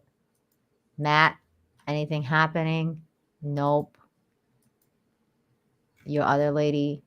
No. Okay. Let me check Elon Musk. Oh, didn't he say he's going to put up that poll? Another one? Yeah, because he in the interview he was like, "I'm going to put up that poll about," I forget what it was about, and clearly so did Elon, because he never put up the poll. So there you go. That's done. Nothing new from Elon either, you guys. Okay, gonna call it here for now. Thank you, Jane. Jane, plug your wares. Yeah, you can find me here on YouTube. I post movie and TV reviews and occasionally some pop culture commentary. You can also find me on Twitch, Twitter, Instagram, Rumble, and more at Jane Theory. Ooh, and more. And more. I like it. I like that. Very random and more. Okay. Thank you, Jane. Tomorrow you might find Jane here. Yeah. Talking about Christmas story movies. It's a Christmas story by the same guy that was in the original Christmas Story. I cannot wait. I've heard it's really, really good. Did you know that he apparently also produced Elf, which I didn't know, but apparently he did. He did. The little dude, the little Christmas Story dude, he produced Elf, which is fucking amazing because it's funny. He also starred in it. He was like one of the little people. Which is really cute. All right, everybody. Love you guys. Take care, everybody. And stay truthful. Check out this channel. Back my calendar. Check out this channel tomorrow for our review of A Christmas Story Christmas. I will see you guys next time. Let me see what you use as an outro. Let's go with this one. Grimboard, trust me. You are master of your craft, my friend. Allow me a few days to work mine. I have not been truthful with you, Durin. I did not come to Khazad-dûm for friendship, but ambition. I did not know it.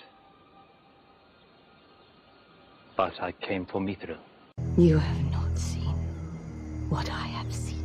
I have seen my share. You have not. You have not